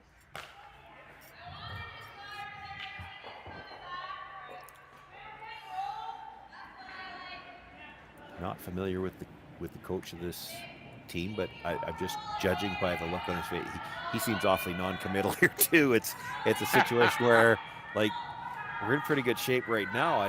Where do we put this rock that you'd love to clean up the corner, but then you're leaving an opportunity in the middle? The situation almost asks for another center guard, but center guard, yeah. You don't want to throw another guard with a 3-point lead. I think what they looked at, just judging from the way they were gesturing, we saw her play this once early. She's playing the corner guard, but trying to roll to another center. Yeah. If you play it with some weight, you might be able to get all 3. The harder you throw this, the thicker you can hit the first one. So she might be throwing this with up weight, try to hit 3/4 center line side, get at least 2 of the reds going, and roll to the center line. I'm just always afraid on these shots that, you help out the opposition by getting another one of their rocks in the rings without them throwing. Well, and that might be another benefit. If they have elected to throw the up weight, it's awfully tough to catch a second one of those stones and just put it in the rings. You probably double peel. I mean, yes, there is always the possibility you could just whip the one close to the rings and put it in, but then the one on the 12-foot should at least be open. We're on the brush all the way. She's just going to get the straight peel on the high one.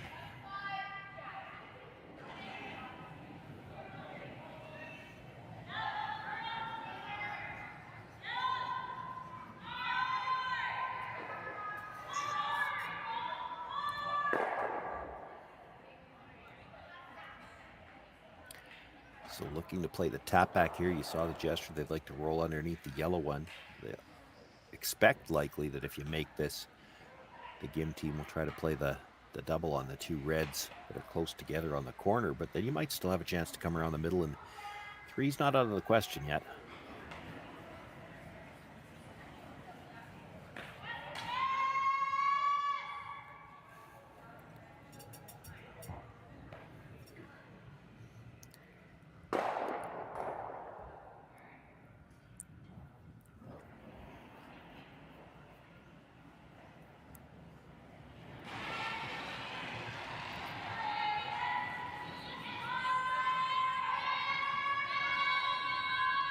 Like they're gonna have to go on this.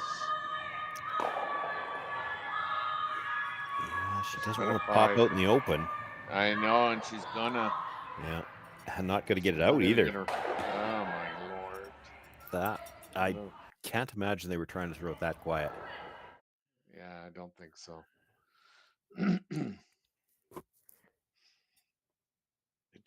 It just took off too. Like, well, she's only got, maybe backline weight.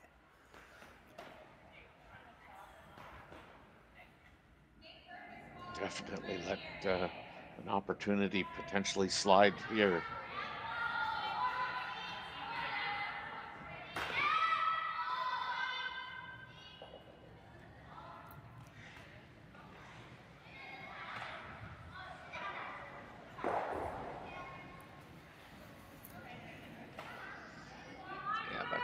That's just unfortunate.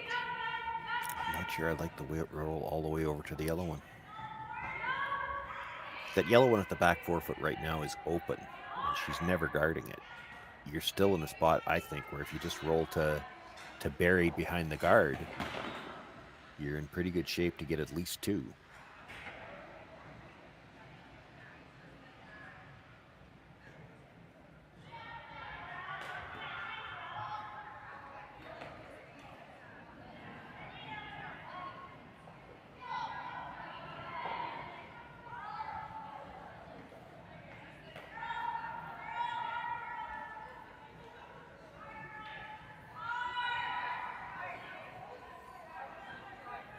Looking for some curly here. They'll get up to the nose, but that's all.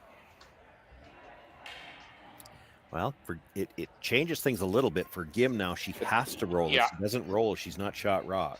That's right, yes.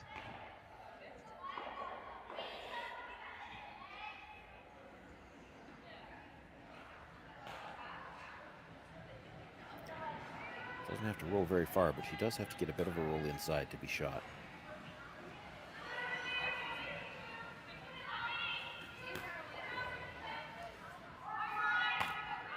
Could roll right to buried. That would be good. You just don't want to roll past the guard. You might leave a double and roll back underneath. Yeah, and so many times, I mean, just in coaching the juniors, this is where you underthrow it because you want the roll.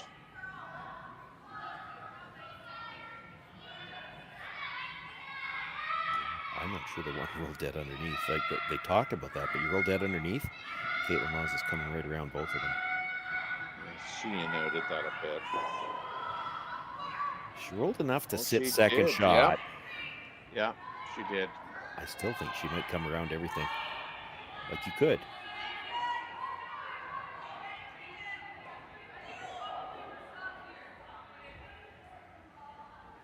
Yeah, I don't hate that call either because there's some risk. If you line up the three reds, Yunji Gim has to take some risk if she's running a red into the house. You double jam and it's three.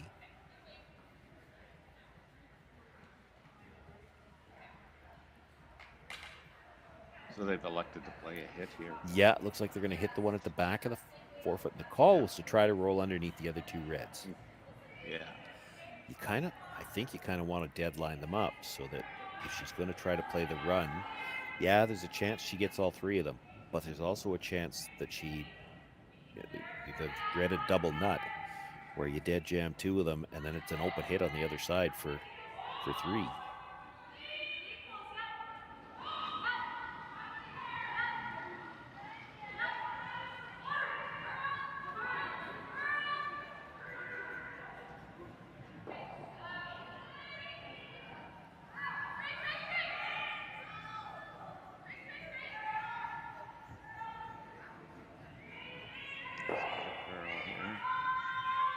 Looks good now.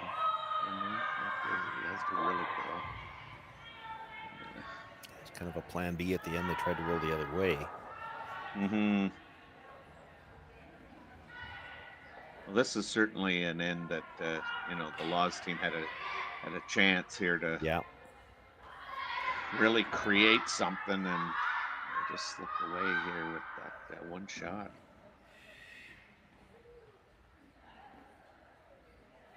It's interesting. This is a scenario where Gim does not want to roll under cover. She rolls Roll under it, cover. She yeah. actually might leave a double. Yeah. She sits right on the nose or rolls a little bit broom side. She's sitting 2, and Kaitlyn Laws is going to be forced to take a single. On the other side of that, this will be the easiest shot Kaitlyn Laws has had to look at with her last one for a couple of ends. 2 ends ago, she had to concede one. She didn't have a shot to score. Even last end, I mean, she had a shot, albeit a very difficult shot, and just wasn't quite able to execute it. You know, she's going to have a fairly open shot this time to try to score.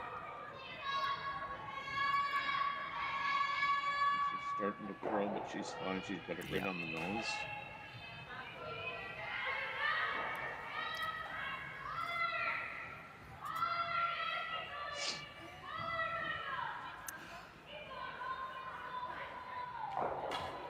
I'll make this one first, stop the bleeding, and then we'll have a few minutes to think about it. But I have to believe we might see double center guards to start the 7th end. Yeah. We've seen a number of different setups to these ends already. We've seen center corner, in corner. I think we saw it early in the game, center come around. We haven't seen the double center yet, but it might be coming. She has to make this one first. Yeah.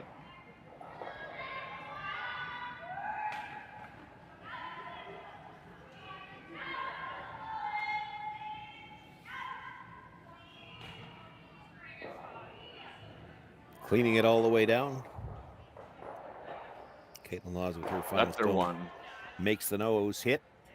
Picks up the single point. Closes to within 4-2 here after 6 ends of play. It'll be Uijeongbu Kim with last rock in the 7th end. Looking to go to 4-0 here at the Saville Grand Prix.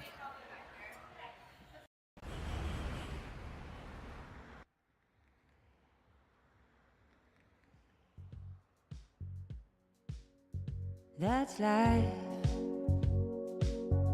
That's what all the people say.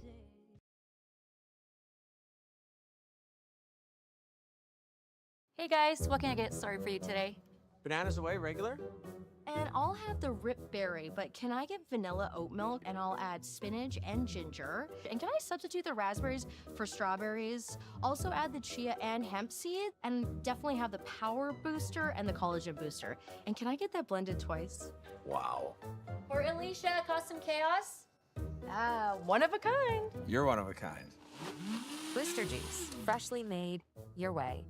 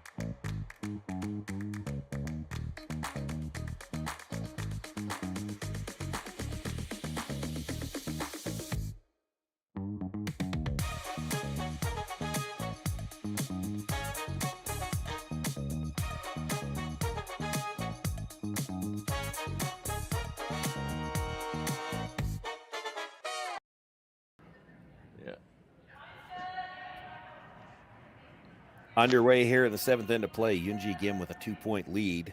And last rock, Kaitlyn Laws' team throws that center guard up to start the end off. And now looking to come around it.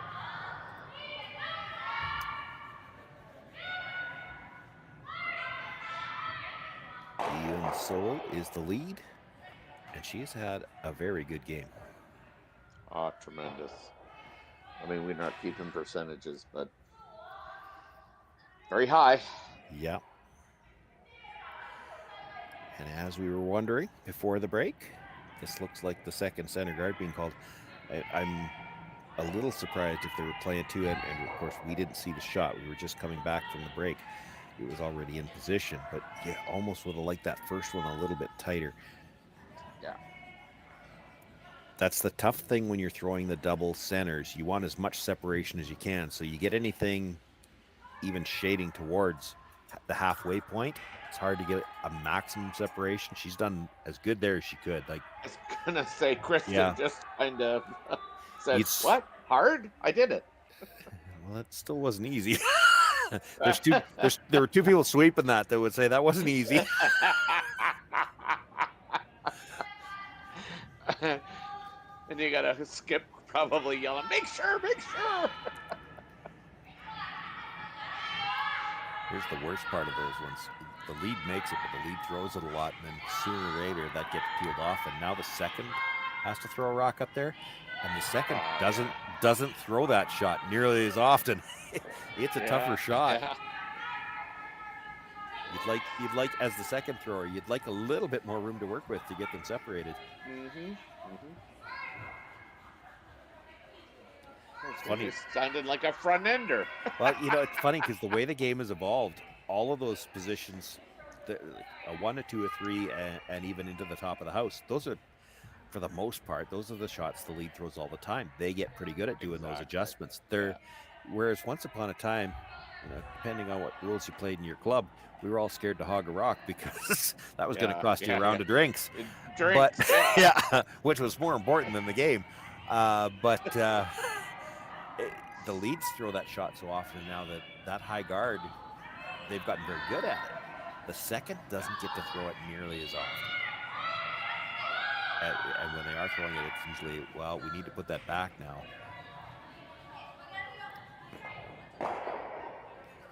That was the fifth stone of the end. Kim can start peeling guards now. I mean, they are dead lined up, so she can't really go after the one tight to the ring. She's going to have to play the straight peel. And we'll see if I've already jinxed Jocelyn Peterman. It is a tough shot to try to replace that long guard.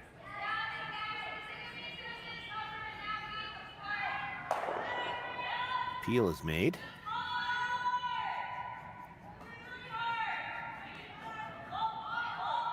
We'll need to replace this for a while. At some point, they will have to make a switch in gears because there's two yellows sitting shot in second and staggered. So she's going to have to make a play in the rings, but you have to delay that for a while. You can't give Gim, if you made it now and made the shot, she's got 5 shots to get out of the end yet. You can't give her that.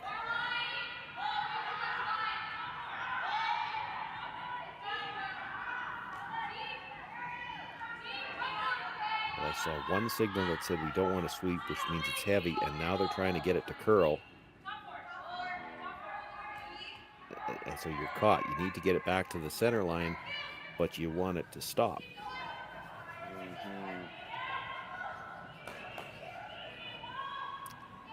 Now a bunch of them can go. Yeah, the angle is there if she wants to try to get both of them. The straight peel's still, you're in pretty good shape in the house. If you're Gim, you could always just straight peel these, but she's got angle if you want to try to make the double.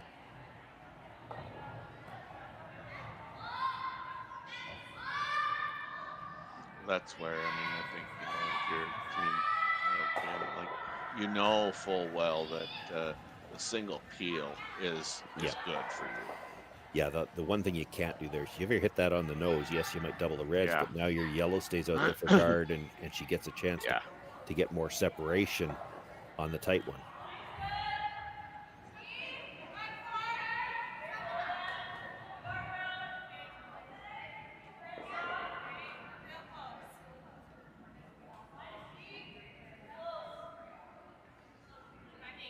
Indicated they want to come in right now. I was wondering myself, do you throw one more guard?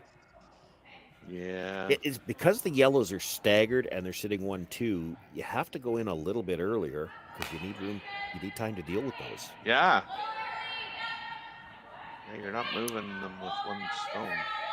Well, and it's then what did the call? And it looked like Kaitlyn was saying, can we come right around them to the back of the forefoot? Maybe you can. You're letting Gim peel the center then, and you presumably at that some point in time you're going to be able to play red, and I think, can you get both yellows? Red onto yellow? It's hard to tell. Yeah. The first one, I'm not sure it catches the second one.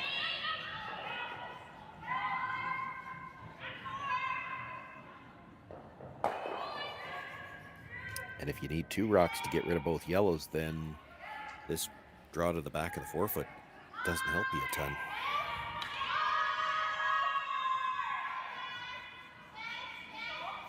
Oh, she didn't get to the back of the forefoot. It's you know, it's pretty good,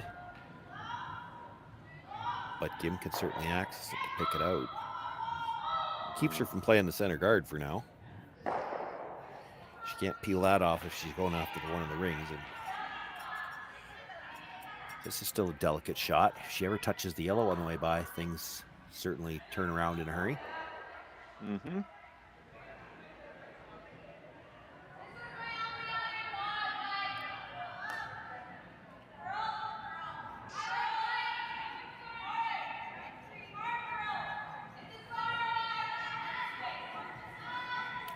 Well, they jumped the sweep early. Yeah, I'm just gonna say, got on that one awful quick.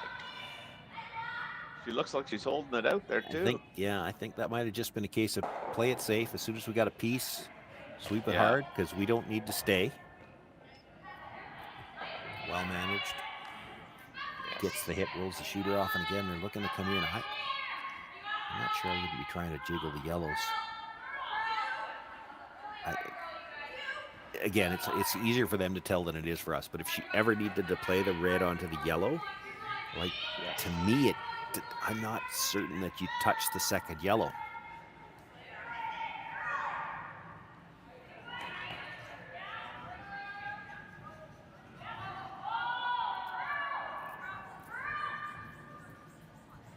She wanted to be just that little bit deeper, threw a little bit more weight, and it runs a little straighter as well, and right through to the back of the 12-foot.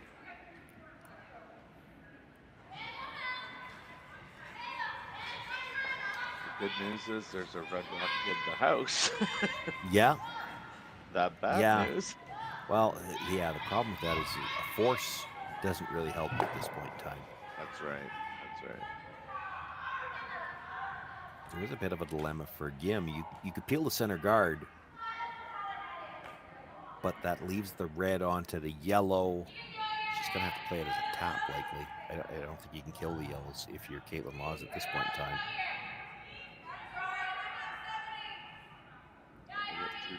Do they get 2 timeouts? You don't I at thought they only got Worlds 1. and Nationals anymore, so. I know.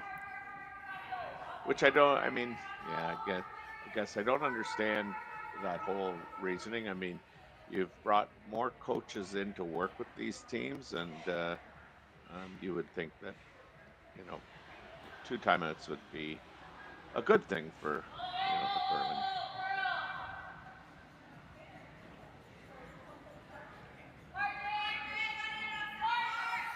Now, is that Marcel in the background? Yeah, Marcel is working with Kaitlyn's team. Marcel Rock.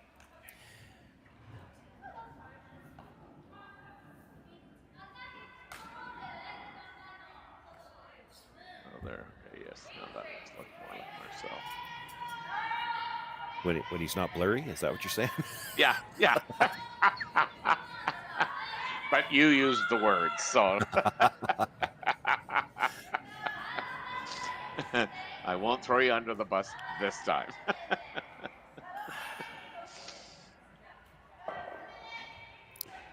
So the thought, they're still going to peel the guard. The thought process there had to be that, it feels like we should peel the guard, but right now Kaitlyn doesn't have much to shoot at if we don't peel the guard. You peel the guard, they have to expect that she's going to play that red onto the yellows, which she doesn't have if you leave the guard there. I still think this is the percentage play, because she can't play the red into the yellows with any weight. I wouldn't think. No, I neither would I. And I mean, because I don't think you're the only again, I don't think the back one's going anywhere. So I think you're playing this fairly soft and try to make a pocket out of the yellows. pocket. Yeah. She might be, the way she just indicated that, she might be trying to stuff red onto yellow, so you kill one yellow and then leave the two reds in a line to the yellow on the button. It's great if you can do it. Yeah. It's tough when you're off center like that to try to leave the two reds lined up perfect. But they must think that they can play the red onto the yellow, make the double. Well, if they think they can double it, that certainly changes everything. I'm still working on the theory that it kind of looks like it goes by. Mm-hmm.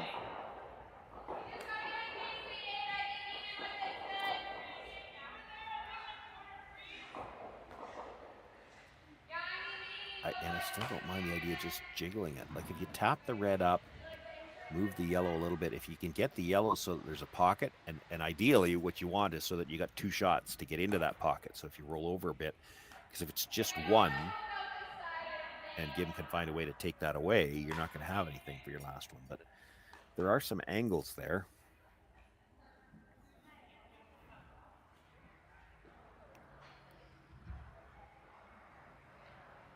Well, I mean, if Gim doesn't peel it, and this might have been part of the conversation, if you don't peel that shot, that one on the center line, where are you going to put it that doesn't help, kind of Kaitlyn? Well, yeah.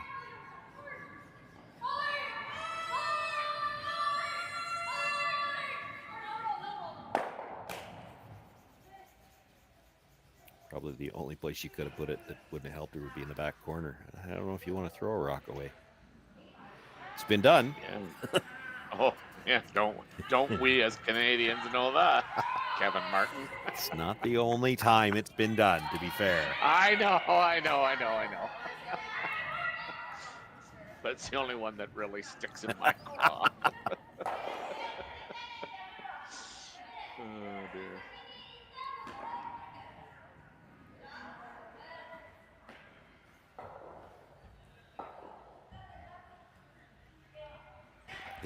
They're definitely going to have to do something with the redstone. I think all the discussion there was about how much weight do we want to play, and I'm not sure after the discussion that they're really certain.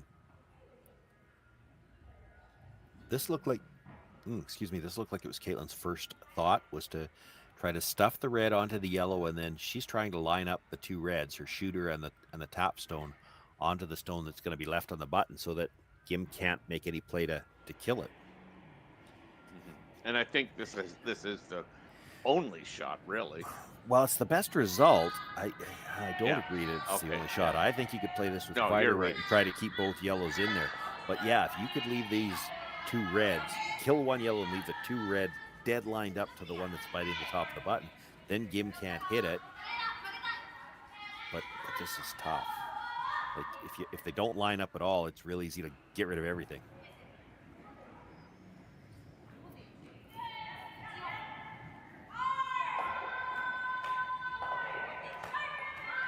And they're going to have to go if they're going to line these up. If she gets to the nose on the first one, it's going to bounce off. Yeah.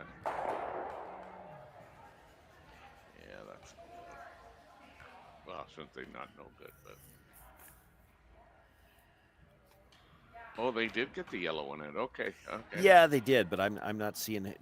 Like, again, a force doesn't do her much good here. She needs a steal opportunity, and I'm not seeing where that's coming from right now.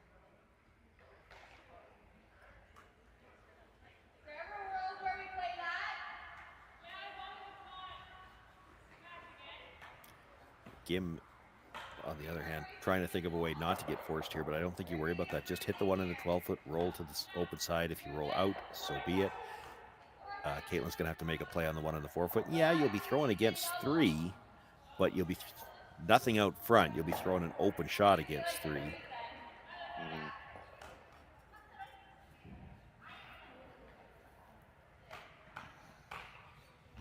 If you happen to stick it on the edge of the 8-foot, you got a chance to score 2 here, and that might end the game right here.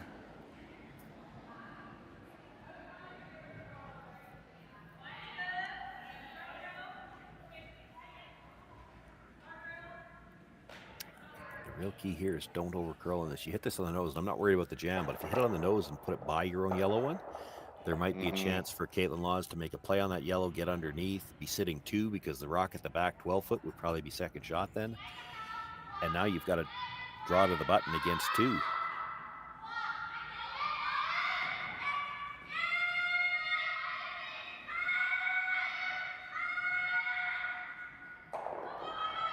Gets the hit. She's going to get a little bit of a roll. Well, can you make the out turn draw to the back of the button? No, she's going to play the double. She's going to play the double from sit 3. I don't know. Yeah. And then hope for a rollout, I guess. I guess. Well, actually, if you hit it right on the nose to make the double, she might have to draw because the open hit wouldn't give her shot rock. She would probably have to throw the draw. Well, and I think she will, but I thought maybe, I guess when you do the percentages or the odds, I mean, steal. Yeah.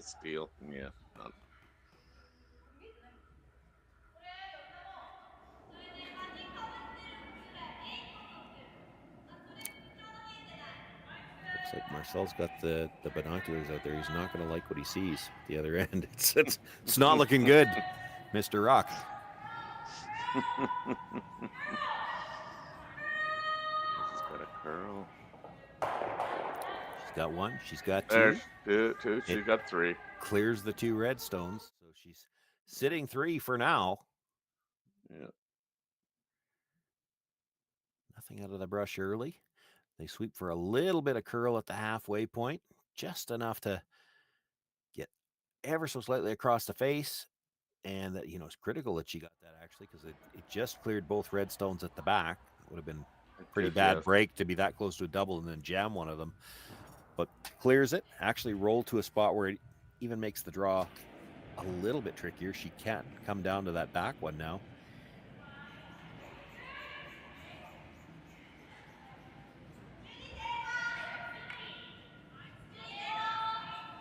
It's a straight draw here for Uijeongbu. She's got a 2-point lead, but facing 3, just needs any bite of the 8-foot to restore the 3-point lead she had 2 ends ago.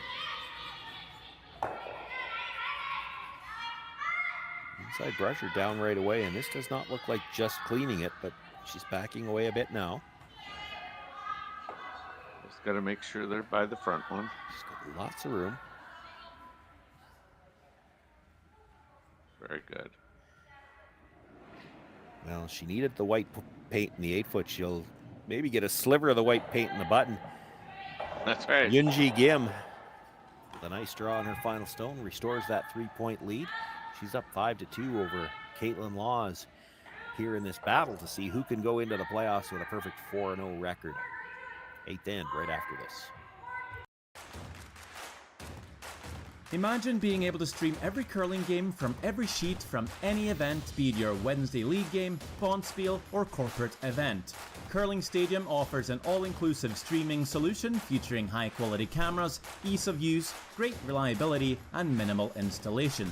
Offering your sponsors customizable ad space on your streamed curling games and being able to sell video packages to your corporate events for increased revenue. With Curling Stadium, you can stream to any device, be it your mobile phone, tablet, or computer. Push the feed to your desired platform, be it Facebook, YouTube, or any other social media. Curling Stadium is simply the way forward. Where it's commonplace in other sports to televise every game, we want to do the same. Curling is a global sport, and it's time it gets the coverage it needs. Make your curling club the next Curling Stadium. The rock faces around Lake Tahoe are legendary. But this fall, new ones will emerge in the Tahoe Basin. Pullman, Moe, Gushu, and more. November 4th through 9th, the Grand Slam of Curling's first ever event in the U.S. is coming to Lake Tahoe, where the greatest rock stars on earth unite for 6 days of incredible curling, celebrity appearances, and après curl parties you won't want to miss. Get your tickets at thegrandslamofcurling.com. Let's rock!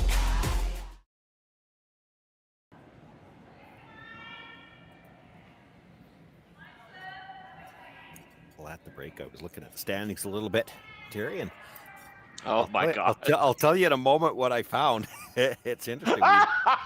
We've been talking about a 4-0 could put you through to the playoffs in a strong position, just because of the way these ones are falling and how it's going in other ones. I think there's a possibility they could end up with as many as 5 teams at 4-0. Really? Selena Stormy has already won her game here this afternoon, so she's finished. She's at 4-0. The winner of this game is going to be at 4-0. Certainly Yunji Kim in a strong position for that right now. Kate Cameron's at 3-0. She plays later on. Hui Wang at 3-0. She plays later on. Taylor Reese Hansen is 2-0, but leading after 6 ends on the ice right now. She could go to 3-0, and I don't think any of those teams are head-to-head. So, wow, wouldn't that be interesting? Yeah. You don't see that very often.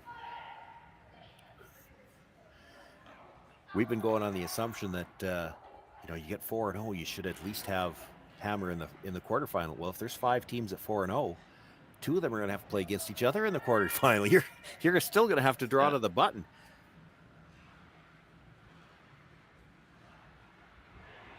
Boy, does that shape up for some, obviously a lot of teams playing really well, and just the nature of the draw. They haven't had to come up head-to-head yet.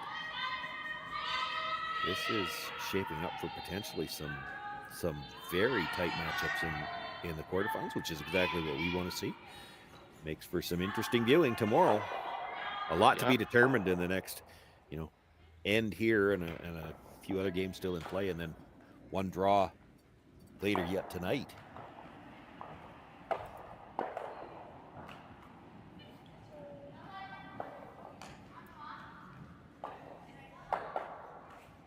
Final draw, the round robin scheduled for 7 o'clock local time this evening. It's 4:20 right now.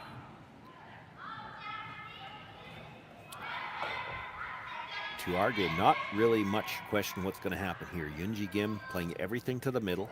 You see the 2 corner guards up for the Laws team. Now the play in the rings can start, and for Kim, she throws the 3 in the middle to start, knowing that eventually Kaitlyn Laws is going to have to deal with them. And while Laws deals with the one in the middle, Kim will be trying to clean up the corners.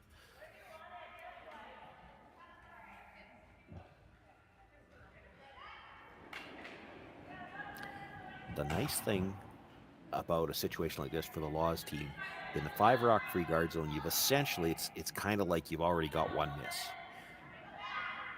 You do need 2 to get a 3-ender, but these happen.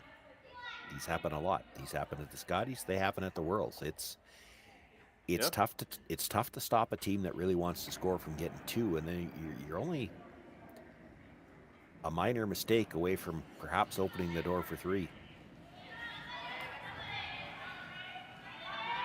You wonder why these things don't happen more often in the middle of the game and early in the game, but it's, the situation changes.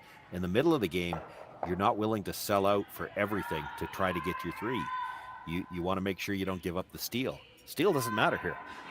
This is full out offense, and it's hard to stop a deuce, and you only takes a minor miscue to maybe give a chance for 3.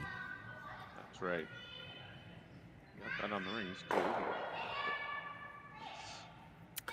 Yeah, the rings isn't critical. The most important thing is there's no real easy red doubles. That's right. Yep.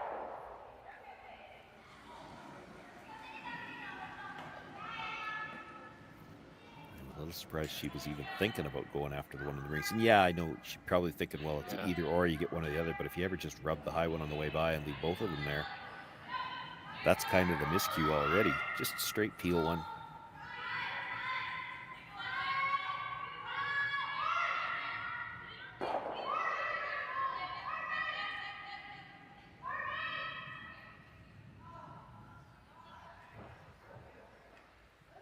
I personally don't think you want to go around the guard. You go around the guard, she peels the guard, now you're playing the rest of the end with no corners. I think you deal with the 3 yellows in the middle and let her hit something in the rings. You go around that guard later. You don't want to let her play it this early.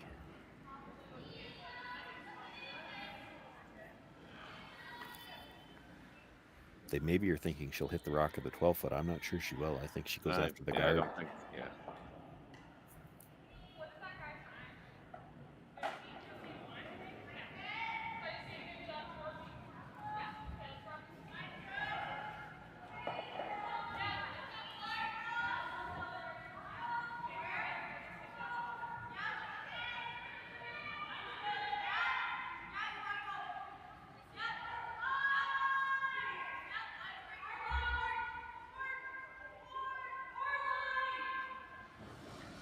Well, that's actually not bad. That could be a sneaky way of making her go after the one Yeah, on 12 foot. that's right. And then you've got a double corner.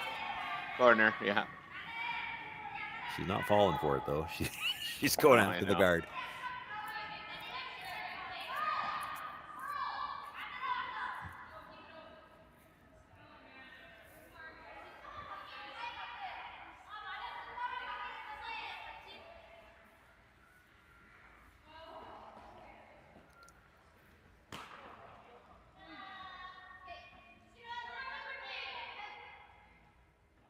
Setting up to play the out turn here with very tight ice. Like she's inside the edge of that rock already.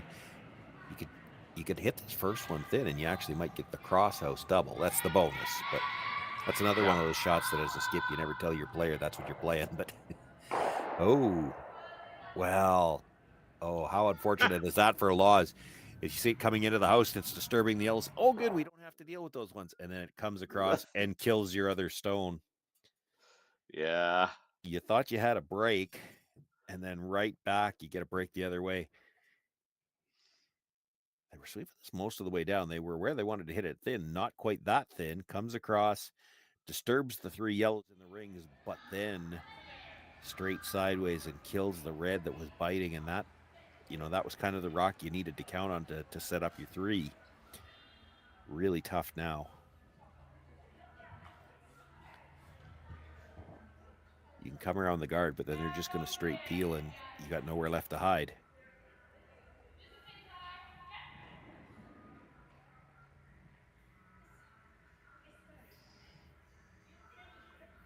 Like you say, that that was kind of unfortunate.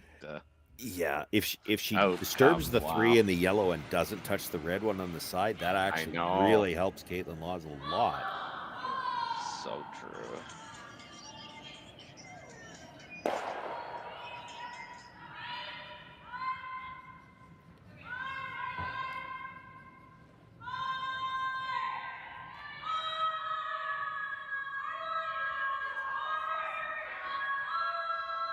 Well, once again, Sean, the ice conditions are so good here. So good. Come around mate. This will be the peel attempt.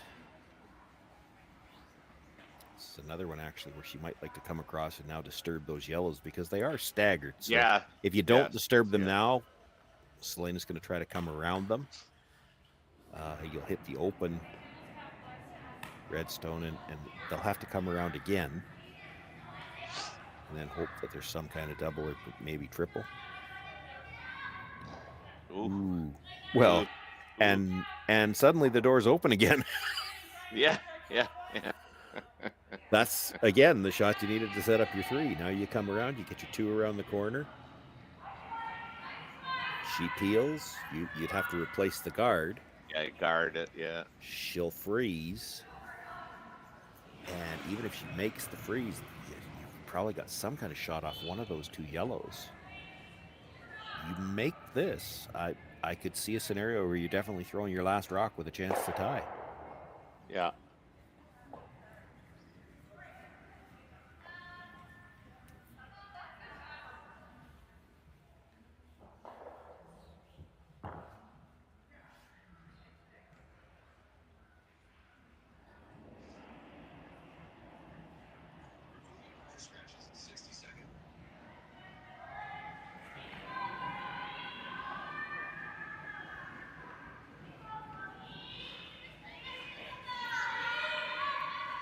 We're waiting on the line. Yeah, it's curling hard now. Usually when they start to curl, that's a good sign. Means the weight's close. Nice line by the guard. Really good shot. Yeah.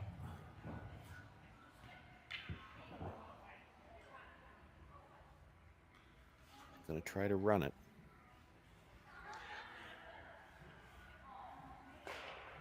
Just boom out of nowhere, really. Not expecting to be in this kind of trouble. No, for sure.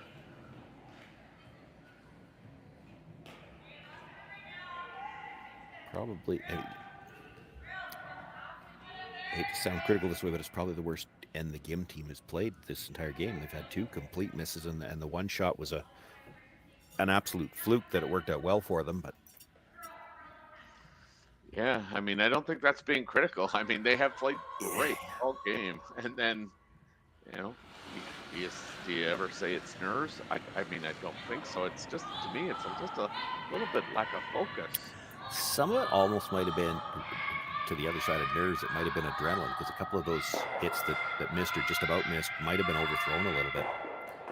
Yeah. Oh, look at this. Look at this. Or did you just set it up for your third to look really good? Yeah. Moves Wow. 3 of them, gets the 2 out of the rings, and the one that's left, the guard that was run in, has popped all the way over into the open. What a shot by Uijeongbu.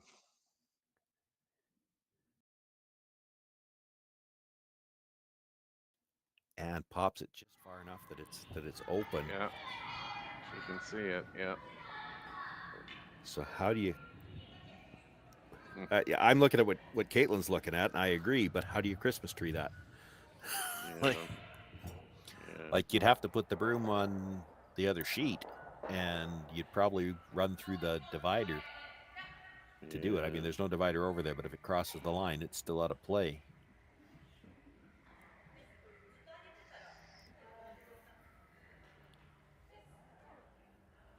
Let's see. Can you jiggle? That might be what you have to play. Play the. Okay. I need my. Where's my telestrator? Jerry keeps promising me a telestrator. You might have to come down and get. You got to be at least a sliver to the inside of that Yellowstone, because you need your shooter in the rings. But tap yellow onto yellow. Have it spill over a little bit to cover the one in the back, and then you kind of stay in front of the 2 yellows, and then you're hoping for some kind of double or triple with your last one. She's looking at the Christmas tree, which would be great if you could get there, but I don't know how you get there. Throw a spinning draw. Rotation. Yeah. Throw a spinner. Yeah. I've done that. I mean, you can certainly hold it straighter like that, but it's a bit of a crapshoot as to how much it's going to curl. That's right. It's a better result than the shot I was talking about. So, I mean, it might be worth giving it a shot. If you get the Christmas tree, you're hoping she only whiskers one of them, because you've got a double at the top 2 yellows right now. How do you make her miss the 2 reds? And the Christmas tree is your best bet.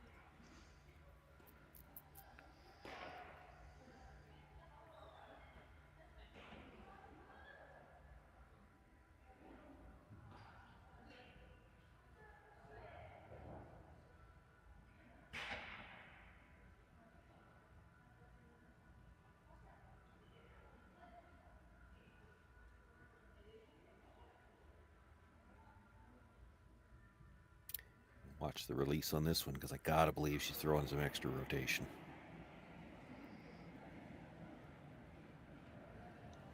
Yep.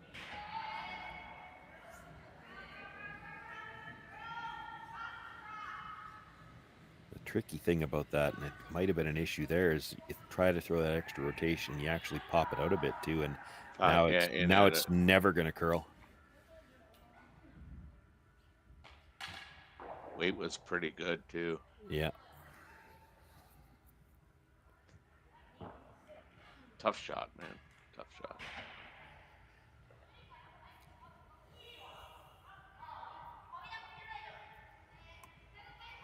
I find it odd that this team does this all the time.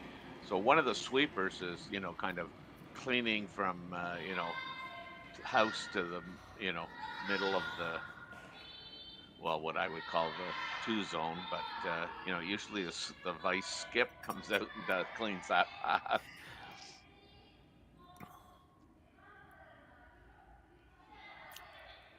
Final stone for Gim here without last rock. Just needs to make one of these red stones go away, and Kaitlyn Laws will be out of rocks. Needs 3 to tie.